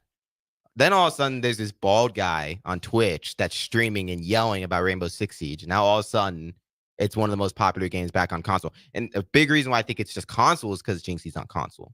He brought all the console players back, I feel like. I will say that from what I've heard is that he still is very mechanically gifted when it comes to mouse and keyboard as well. From what I've heard. Not entirely sure what that is, but like He's only really played controller. interesting. Okay. I don't know then. But I remember like our coach Ryan and the new recruit guy, they were talking about Jinxie and how he really helped resurge the interest in Rainbow Six Siege. I mean, it's how there's a big resurgence in StarCraft 2 because of Cyril, who is like this Finnish random nobody who finally beat the Asian like league in StarCraft 2, which is huge because like no one really had ever beaten like a Korean player in StarCraft 2 for like years, decades even, I want to say. And so Cyril came along and just had the highest APM anyone has ever seen in StarCraft 2 and just dominated the tournament. So he brought back this huge surge in the West for this dying game that's been dead for a while, which is super interesting. I think like those big influences, especially for streaming. I think streaming is a very huge impact on like what's popular nowadays. Yeah. I mean, I wonder like when, you know, Fortnite was so popular and it like just completely shot a bunch of streamers up. I feel like that was the other way around. It was like the game. It was like, okay, who's the best person playing this game? I feel like now it's like people are looking at like, because there's so many games, I feel like that like people are interested in. It's more of like people are like, okay, what's this streamer? What game is they playing? It's not like I feel like when Fortnite came out, everyone's like, oh man, I love this game. Who's streaming it? And it's just like Ninja came out of nowhere. And then it's just like, I don't know. I just think it's crazy though that somehow like the top streamer on Twitch is playing Rainbow Six Siege. It's so it just because it was a dead game. It doesn't seem like the kind of game that, you know, people would like, you know, a casual fan, like a casual person that's just like scrolling through Twitch is like, oh, Rainbow Six Siege. Yeah, this is gonna be fun to watch. That doesn't like, seem like something that people really would resonate with. No. But it did. It's because he just started screaming and kicking his monitor. Well, I mean, why do you think Tyler 1's popular? People say he copied him. I mean, and what I think is really cool is like that's obviously a persona. Like Tyler 1 genuinely, like normally, I feel like is a very average person. Like he doesn't overreact to things too often. It's just the fact that that's how he gets views and that's what he's known for online and that's why he acts like that. Yeah, because otherwise, like he started yelling at someone at his door because he thought it was his friend, and it turned out to be like a cleaning lady, and he like immediately changed to be a very polite person and very like apologetic and like was very sweet, and it was like, oh, this is a very like different contrast. He also, I think, has a wife, and I think she's pregnant, which is super cool. They lost their first pregnancy, which is super like sad and traumatic, and people, of course, immediately started using that as like a trolling thing against him, which is horrible. You should never do that. People online are just weird. It's like actually incredible what the things people say that they think is okay. Like it is, you don't like societal norm. You should never make fun of someone for losing a baby. That's not okay. Like ever. Like you should console them and tell I'm so sorry. And like that is a heartbreaking thing. So hopefully things go better this time. And I really hope that he's like, it's you know, it all comes out fine. But this is why like people are horrible online. See, this is why like people are like you know, when Tfue like said he was gonna like stop streaming, and it's just like everyone's like, oh wow, you had it so rough, like streaming and making millions. I was like, do you realize like people are like ruthless? And I just feel like, you know, if you stream every single day for like 5-6 hours, it's just like, It can get to you. yeah. And like, I mean, you can even scroll through any like person's comments on any social media platform. Instagram and Twitter tend to be the meanest, I will say. But YouTube can get pretty bad. But it's just a lot. I love the videos. It's like, oh, they post the same video on TikTok and Instagram, and it's like, oh, on The TikTok, comparisons. yeah, it's like, oh, everyone's like, oh man, this video is awesome, and then on Instagram, it's just like the It is- stupidest stuff ever. It is horrid. Like some of the things that are being said, like they're creative insults sometimes. Oh. I'm like, oh, that was new. I haven't heard that one before. But Literally, see, this is where the internet's at. Okay, so another streamer, Queso, literally his entire Twitch, the entire Twitch chat just makes fun of him that he's fat. That's literally all. Have you never watched Queso? No. He's like one of the top 10 streamers right now. I watch one streamer, and my friends will tell you exactly who that is, but Who he's is not it? a very big Oh. streamer. His name is Peckinwolf. He was an ex. He didn't really make it pro, but he tried several times. But he makes Challenger on at least 2 accounts every season since season 3, I want to say, for League. And he's a mid lane main who plays off meta mid lane picks a lot of the time. And that's why I like him, because he plays things that are not common or not meta. Yeah. But Yeah, that's interesting. he gets like 1,000 views per stream. And so like he's not big. But yeah, no, literally Queso, there's like, you know, 60, 70,000 people watching him, and literally just the entire chat is just like making fun of him that he's fat.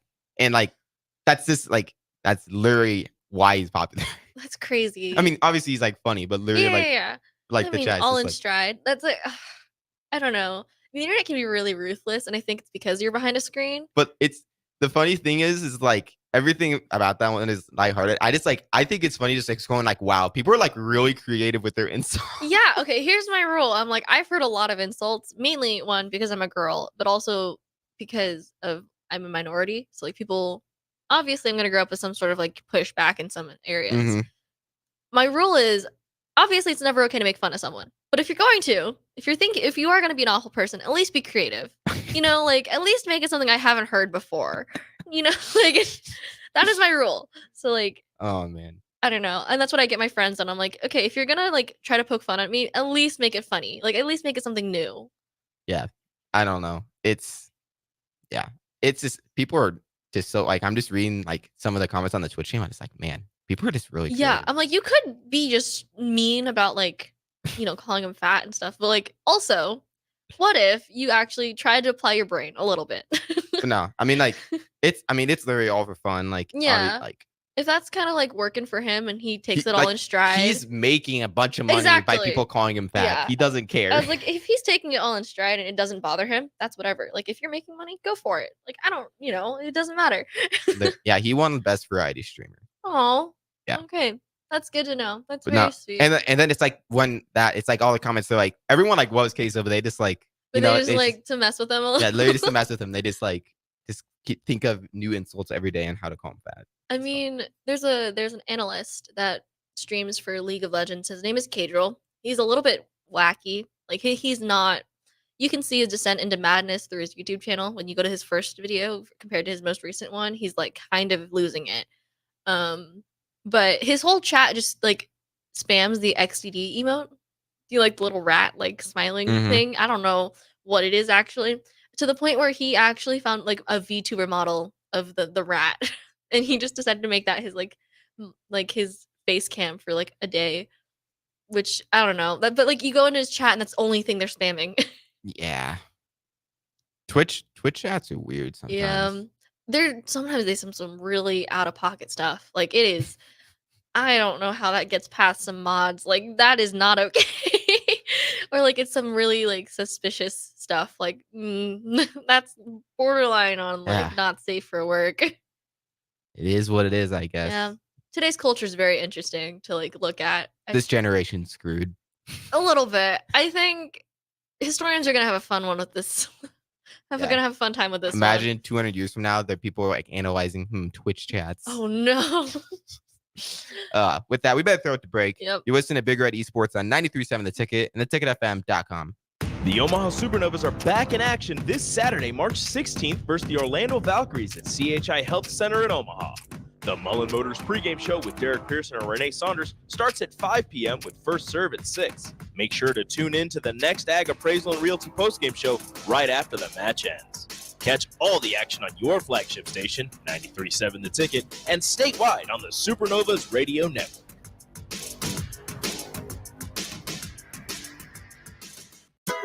Hog Wild's giant stuffed baked potatoes are anything but basic and really hit the spot when you're craving a little comfort food. Nothing is more satisfying than a Hog Wild baked potato loaded with butter, sour cream, cheddar cheese, bacon bits, and chives. Add your choice of a Hog Wild house-smoked meat like pulled pork, chicken, or brisket for a little extra. Order online at GoHogWild.com. Hog Wild Pit Barbecue, 3210 Cornhusker Highway in Lincoln. But don't be late, we close at 8. 1 in 3 adults has prediabetes. 1 in 3. That means it could be you, your football buddy, your football buddy, or you, your best man, your worst man, you, your dog walker, your cat jogger. While 1 in 3 adults has prediabetes, with early diagnosis, prediabetes can be reversed. Take the risk test at doihaveprediabetes.org. That's doihaveprediabetes.org. Wait, did they just say 1 in 3 adults has prediabetes? That's 33.33333% of adults. That means it could be me, my boss, or my boss's boss, or me, my favorite sister, or my other sister. That's 7 members of my 21-person romantic book club. Wait, the 1 in 3 could be me, my karaoke partner Carol, or my karaoke enemy Jeff. I'm going to take the risk test at doihaveprediabetes.org. Brought to you by the Ad Council and its Prediabetes Awareness Partners. What do you think of when you hear the chocolate season? Artisan chocolates? Of course, they have the best chocolates this side of the Atlantic. Friendly neighborhood coffee shop? Yup, they're that too. A nationally recognized top-tier brunch spot. Waffle weekends, baby. And the place to grab a gift for literally any occasion? Everybody loves chocolate. See for yourself at the Chocolate Season, 40th and Old Cheney, or order ahead online at thechocolateseason.com. A team succeeds when they work together. Banking's no different. At UBT, we're in your corner for every financial move you want to make. Your money's backed by a roster of experts who put in the work to know you and your community. So whether you're opening a savings account, buying a home, or planning your future, you always know who to turn to. Working together toward your financial goals. That's a win in our playbook. Union Bank and Trust. Equal housing lender, member FDIC. The Serve Nebraska Volunteer Service Commission was created to ensure that community service would always be a priority in our state. I'm Governor Jim Pillen, and this year I'm inviting you to help celebrate Serve Nebraska's 30th year by becoming a volunteer. Our state's best resource is its people. You have the potential to make a significant impact. Thank you. Sponsored by Serve Nebraska, aired by the Nebraska Broadcasters Association and this station. Join us on Saturday, March 16th for Taylor Swift Night at the Icebox. We'll be jamming to the best hits from Travis Kelce's girlfriend all night, and you can be part of the fun too. The first 500 fans in attendance will receive a friendship bracelet, while the first 200 fans will get a Stars Taylor Swift themed poster. Are you ready for it? Get your tickets now at LincolnStars.com. Working at Continental in Lincoln isn't a job, it's a career. And right now, they've raised wages again, and they're hiring for production operators at $24.62 per hour, which grows to $28.97 per hour within 3 years. Skilled trade positions now start at $33.36 per hour, with opportunities to make more based on certifications. Continental also has salary jobs available and great benefits, plus medical and prescription costs at very low premiums. Dental, vision, and life insurance are offered at no premium cost to the associates, with increased bonuses and vacation for new hires. To learn more or apply, go to continentaljobs.com with keyword Lincoln. Come work at Continental today. The captain, Vershawn Jackson. I said shout out to Dennis LeBlanc. I mean, if somebody's going to replace Trev that knows Nebraska, that knows the players, that knows everything going on, it's Dennis LeBlanc. Dennis LeBlanc is exactly what we need. Golly, Trev put us in a bad spot. Horrible spot. Dennis is someone who where the fall won't be as hard with Dennis there. Trust me. back to the Ticket weeknights on 93.7 The Ticket and theticketfm.com.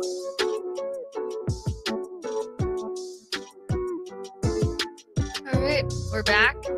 We're gonna talk about the upcoming LAN, which, if you don't know what a LAN is, it's basically where a bunch of people play video games in the same location. It's all in person.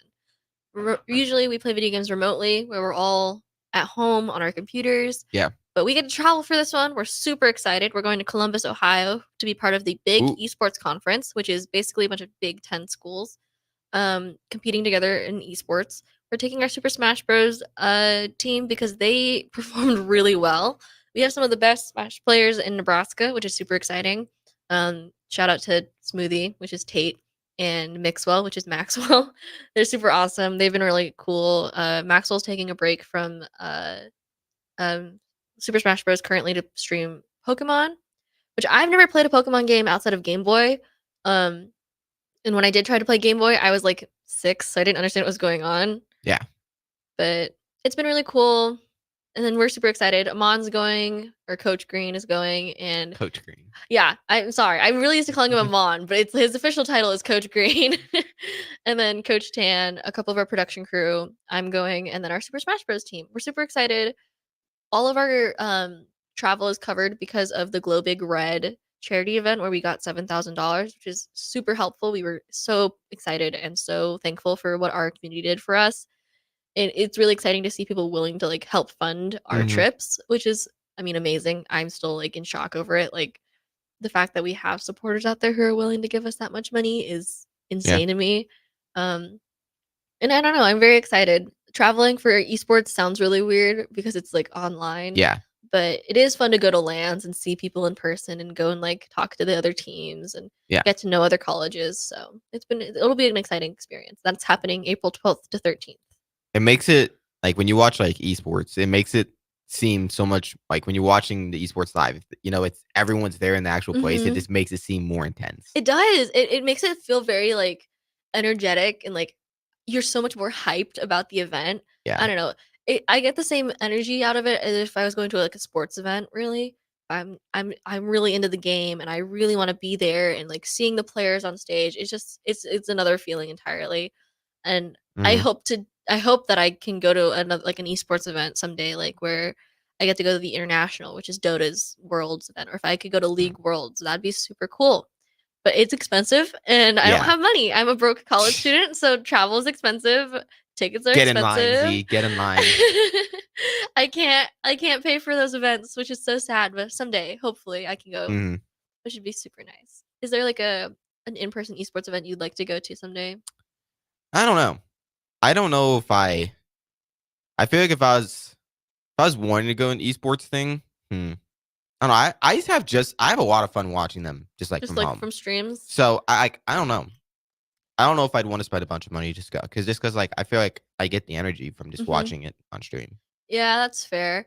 I think the only reason why I'd want to go to like the international or something is because of how like the massive scale of the event, and I would get to see everything, while in like streams they really cut off a lot of the information that you're getting, and like they switch to analyst desks, and that's cool. I really enjoy that stuff, but it's very different to be there in person. Yeah, like sometimes being there, you don't actually get as good of a view, or like you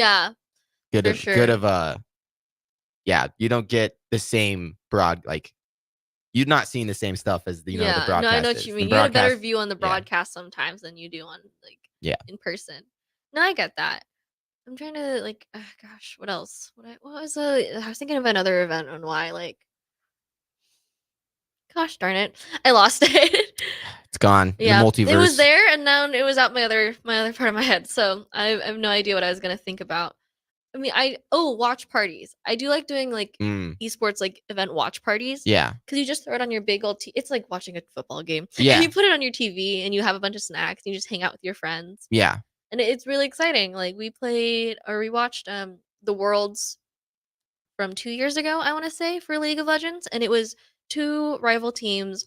DRX, I think, had never won a Worlds, and T1 was on like their 4th Worlds like run. Or like it was going to be their 4th Worlds win if they didn't win this.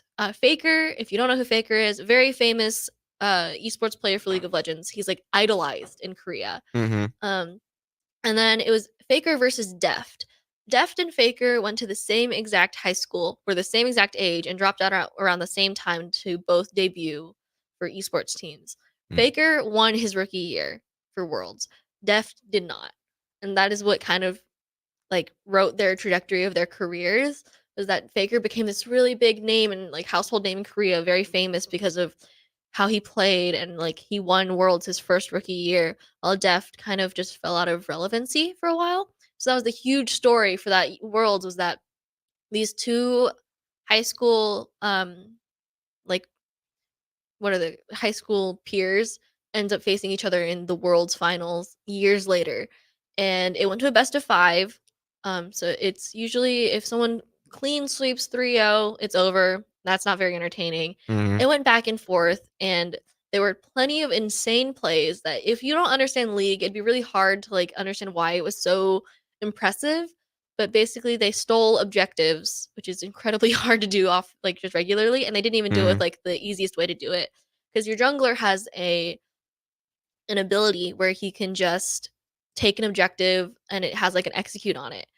They didn't even use the jungler to steal these objectives. It was, well, a couple of times they did, but it was like their ADC, which is like your DPS, or the guy who has a gun basically. And he stole it blind, not even watching the numbers of the objective go down or anything. He just guessed and threw out a arrow and he got it, which was like insane. It was wild. And that was that. I mean, that happened back and forth that entire series. And then when you get to a game 5, it's called, we call it Silver Scrapes because that's the song that they play. And it was just so hype. Like Silver Scrapes is kind of the just like a very exciting EDM song in a way, I guess. And it used to be their technical difficulty song until people really enjoyed listening to it for hours. And so they made it like their game 5 song, and it was an Easter egg, and it was super exciting. So it was really awesome to watch with friends, and we were like screaming and like yelling and reacting as if you're watching like a football game. And like that's like a really fun energy to have if you have like your friends to go watch a game with. Yeah. No, that makes sense. No, I've never had like a esports like watch party before. Really? Like I've never like been to one or done that. I usually just like watch by myself. So I I kind of want to know. Like I'm interested in like If you have like how that friends who feels. also are super into the game, it helps because like they understand what's going on. Yeah. But I mean, like I feel like if especially for like Rainbow Six Siege, I feel like it could be really fun just because of Oh yeah. how intense the game gets and how like The last into it you can get. the last esport when the last esports tournament Rainbow had, that was like in Brazil. Like it was crazy. I don't know if you watched. I don't know if you saw any of it, but I it was wasn't into yeah. But Siege at the time. there was it was literally just like a month ago. Oh my gosh, I'm forgetting the team. W7M. They like came back. They had like this huge comeback, and it was insane. It was like Brazil. You can like while they're playing Rainbow Six Siege, you can like hear the crowd like That's the roaring in the best background. feeling. It felt so like literally gave me goosebumps watching. Okay, I might have to go like rewatch that. Then I want to. It's no the Rainbow Six Siege esports. It was crazy. I mean, that's the stuff that I really enjoy. And the crowd itself are so into the game and like they're Yeah. so into it, and just how exciting the matches can get. I mean, I like a good 3-0 when it's like dominating good teams playing good game, Yeah. like, but it's not as entertaining. Like I like Yeah. the tension of like going to a best of 5, or I Mhm. like the back and forth where it's like you're not sure who's gonna win, when Yeah. it's like very evenly matched. And like that's what makes finals so fun. I feel like is when people are Mhm. really trying their hardest to win because there's a lot on the line. Yeah. No, it's a lot of fun. Esports is fun to watch. It is. It is incredibly fun. And also it's like I feel like a lot more common. I guess there's a lot more esports events to watch than there would be like for I guess like for football. Like there's one season for football and then Yeah. it's over for the year.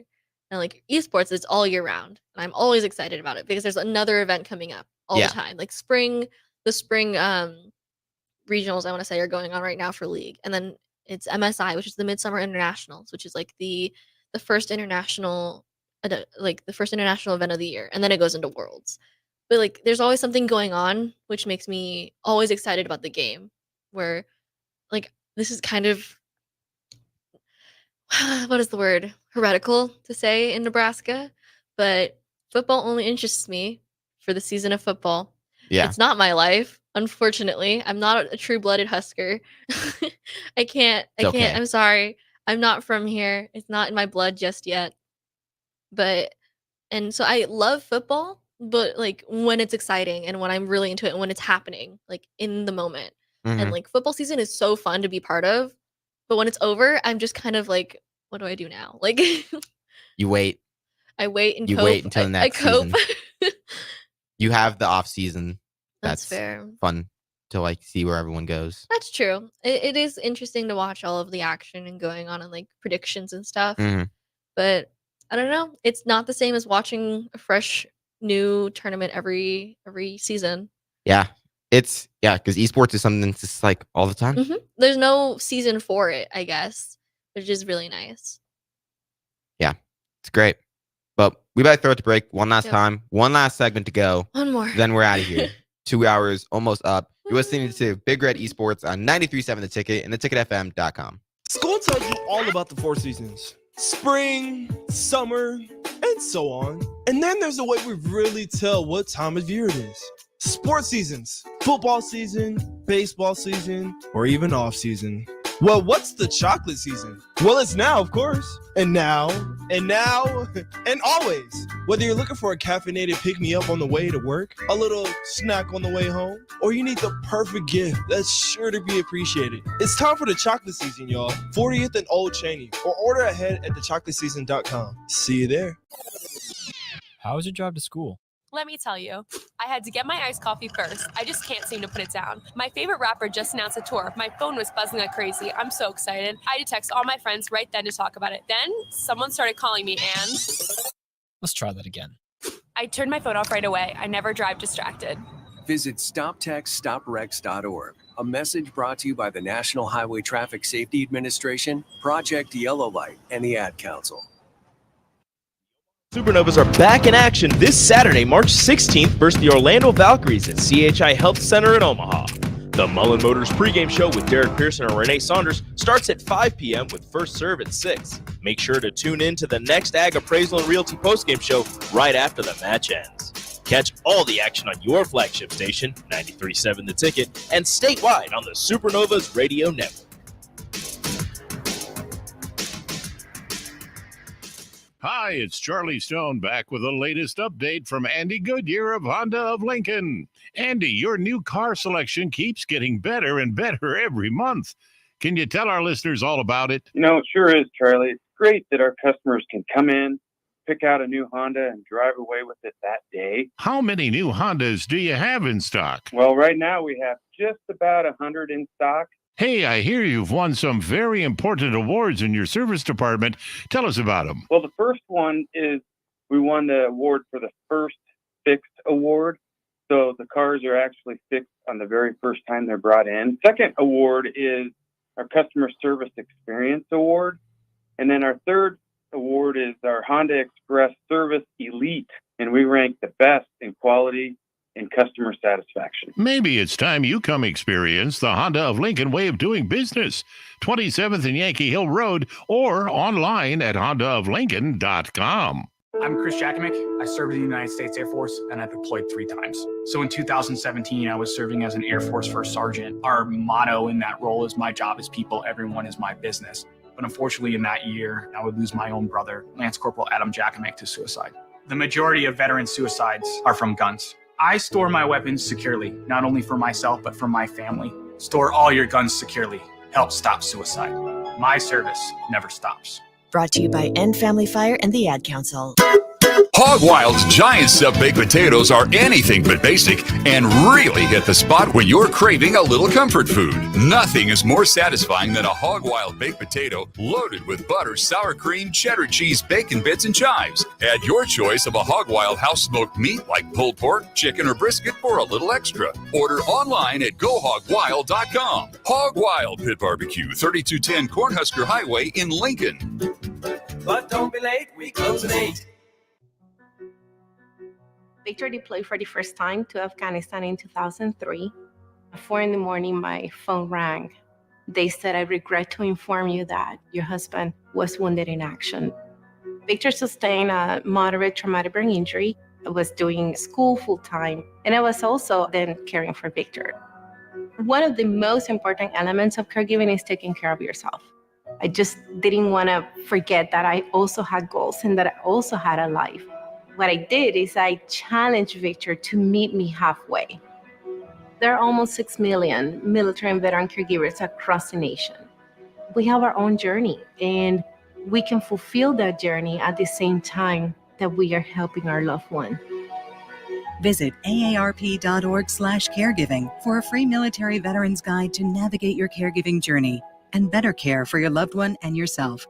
Brought to you by AARP and the Ad Council. On the Block with Strick and Austin. Now, to tie it back to Nebraska men's basketball, this group has a chance to do something that hasn't been done before. Yeah. You know, in making a run in the Big Ten tournament, a serious run, in winning the first NCAA tournament game, but they're not going to get there by doing the same things they've always done. It is on this team to step up and change that narrative. It won't change on its own. Teams won't lay over for you, and that's the mindset shift we haven't consistently seen yet. Weekdays from 2 to 4 on 93.7 The Ticket and theticketfm.com. Back to The Ticket weeknights on 93.7 The Ticket and theticketfm.com. All right, we're back for our wrap-up segment. I'm sorry for hitting the mic earlier, and I screamed because I was scared. But it's all good now. At least, hopefully, it made someone laugh out there. I mean, it made Ben laugh. Yeah, I laughed. But Laughing with you, not at you. Sure. Well, I guess mostly that's upcoming is that we're going to the LAN in Ohio. So keep a lookout on our Twitter, which is Esports in Nebraska, not Nebraska Esports. Esports in Nebraska for any announcements on where you can watch our streams. It'll be Super Smash Bros. That we're competing in, which is kind of a weird game for competition, I think. A lot of people don't really remember that as an esport, but it is. It's highly mechanical and highly competitive, which is super cool. And we'll probably let you guys know when you guys can come and support your fellow Huskers, which is super cool. What else do I have to say? I don't know. Watch out for our Twitter for any other streams for other games that you're interested in. We do League of Legends and Valorant. We have Call of Duty. We do Super Smash Bros, Mario Kart, Splatoon. How's Mario Kart been going? Mario Kart, actually, we're doing pretty well.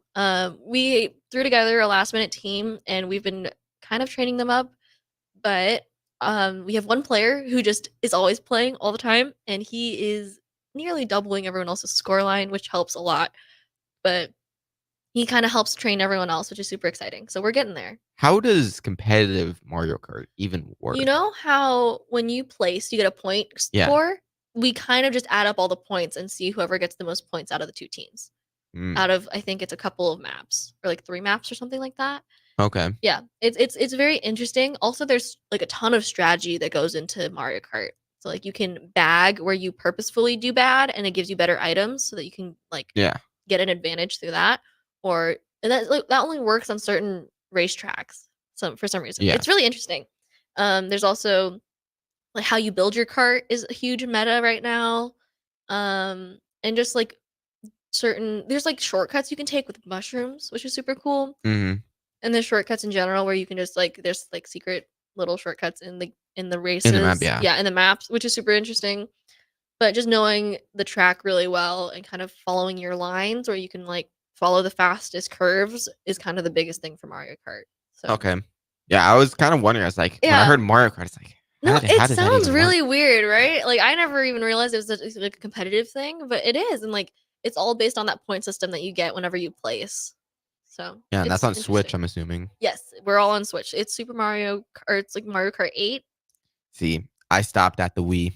Wii was peak. It is. Wii was peak. No Mario Kart will ever be better than the Mario Kart on Wii. Yes, I did love. I was the only one I was good at. I miss the Wii. I did start on GameCube with what was it, Double Dash, or it was Double Dash, because the tag team racing one I think was Banjo and Kazooie, which is not the same thing. But that one was fun, but it was all on controller, and I can't remember how to play on controller anymore. So we've been transitioning. You just need Mario Kart on PC. Yeah, Then no, you for could- real. I could play Mario Kart on PC. I could do that. I'm trying to even that just sounds Nintendo weird. never would let that happen. No, they wouldn't. They're too much of money hoards. It's just a little bit. PC Yeah. would have to pay a lot of money. Oh my gosh. It would be insane. There's like some games they allow, but like Usually it's because they don't sell it anywhere else and they just have stopped giving it to be able to be accessible. But other than that, yeah, just like check in with our social medias. We're pretty active. I want to say we talk about a lot of our streams, a lot of upcoming events. We try to keep on top of our stuff. All of our social medias are ran by students, so all of the graphics and everything, if they look really good, that's all thanks to our graphic design team and all of our social media students. It's awesome. It's really exciting. I think it's awesome that we're all run through the college and all of the kids do it. Kids. We're adults. I just refer to everyone as kids, which is not great because I'm younger than most of them. But I'm sure most people would think of us as kids. Young adults. Young adults. That's the better term for sure. So, Young adults. is there anything else you wanted to add about any of the things we talked about today? Ranting about Overwatch and Rainbow Six Siege. I mean, that's what I'm best at. That's what I'm best at is ranting about those two games. Complaining about games. Yeah, because when we start getting into PC games, I've never played PC. Yeah, that's really. true. I was like, I've tried a PC, but it's like I've never actually owned a PC. It's different, yeah. It's So. harder to get into PC if you don't have one.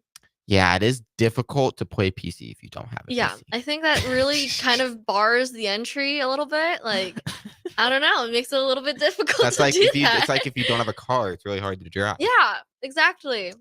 Crazy Yeah, logic. I mean, oh my goodness, I can't imagine. I know that Amon always like threatens to get people PCs. I don't know why. What? Yeah, he's like, you don't have a PC yet? I'll get you one. I was like, what? I need to talk to him on. You need to get me a PC. Excuse me, sir. Come on, Mon. Excuse me. I was like, hey, and I was in like your very first class for your I very was first too. esports. Okay, but like, well, yeah. Come on. But you already have a PC. I don't. I barely have a PC. It's old. You barely have. It's old. See, this is why I was like, if I was gonna buy a PC, I have to buy like a really good one, and I just don't like because I wouldn't want to buy like a crappy one. See, I have all of the downgraded pieces from my boyfriend's PC, so I have all the old stuff. So it runs. It's not great, but it runs. Hey man, works. At least I have a PC. Yeah, more than what I can say. That's true. No, man, I was like thinking back to that project the other day, like the Super Smash Bros. Thing. We never used that event. Really? No. I remember Mon's like, next year we're gonna use this. Hey man, we tried our hardest on that. We did I don't want to talk about the hashtags though. That was questionable. But It was a part of the assignment. the hashtags were not appropriate for a high school event. Yeah. That was a little questionable. Hashtag smash. No. No, let's not leak this information. I leaked one. One has been leaked. Oh gosh. Hey man, it was Well, great. It was fun though. I did have fun with that assignment. We had a good team. Except for that one day where I was absent for half the day and you guys freaked out. Yeah, but like Z's like the person that does everything. What the heck? Where is she? I had a dentist appointment. I have to get my teeth nice. No.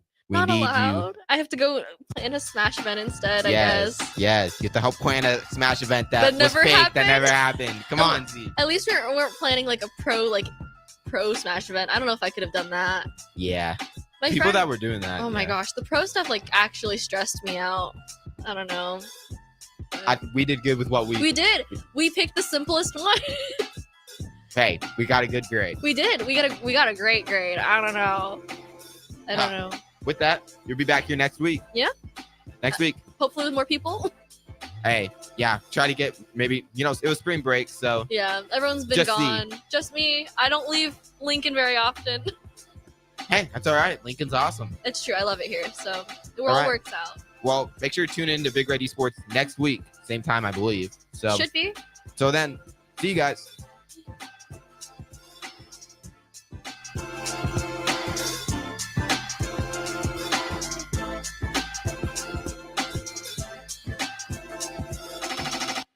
The Omaha Supernovas are back in action this Saturday, March 16th versus the Orlando Valkyries at CHI Health Center in Omaha. The Mullen Motors pregame show with Derek Pearson and Renee Saunders starts at 5 p.m. with first serve at 6. Make sure to tune in to the next Ag Appraisal and Realty postgame show right after the match ends. Catch all the action on your flagship station, 93.7 The Ticket, and statewide on the Supernovas Radio Network.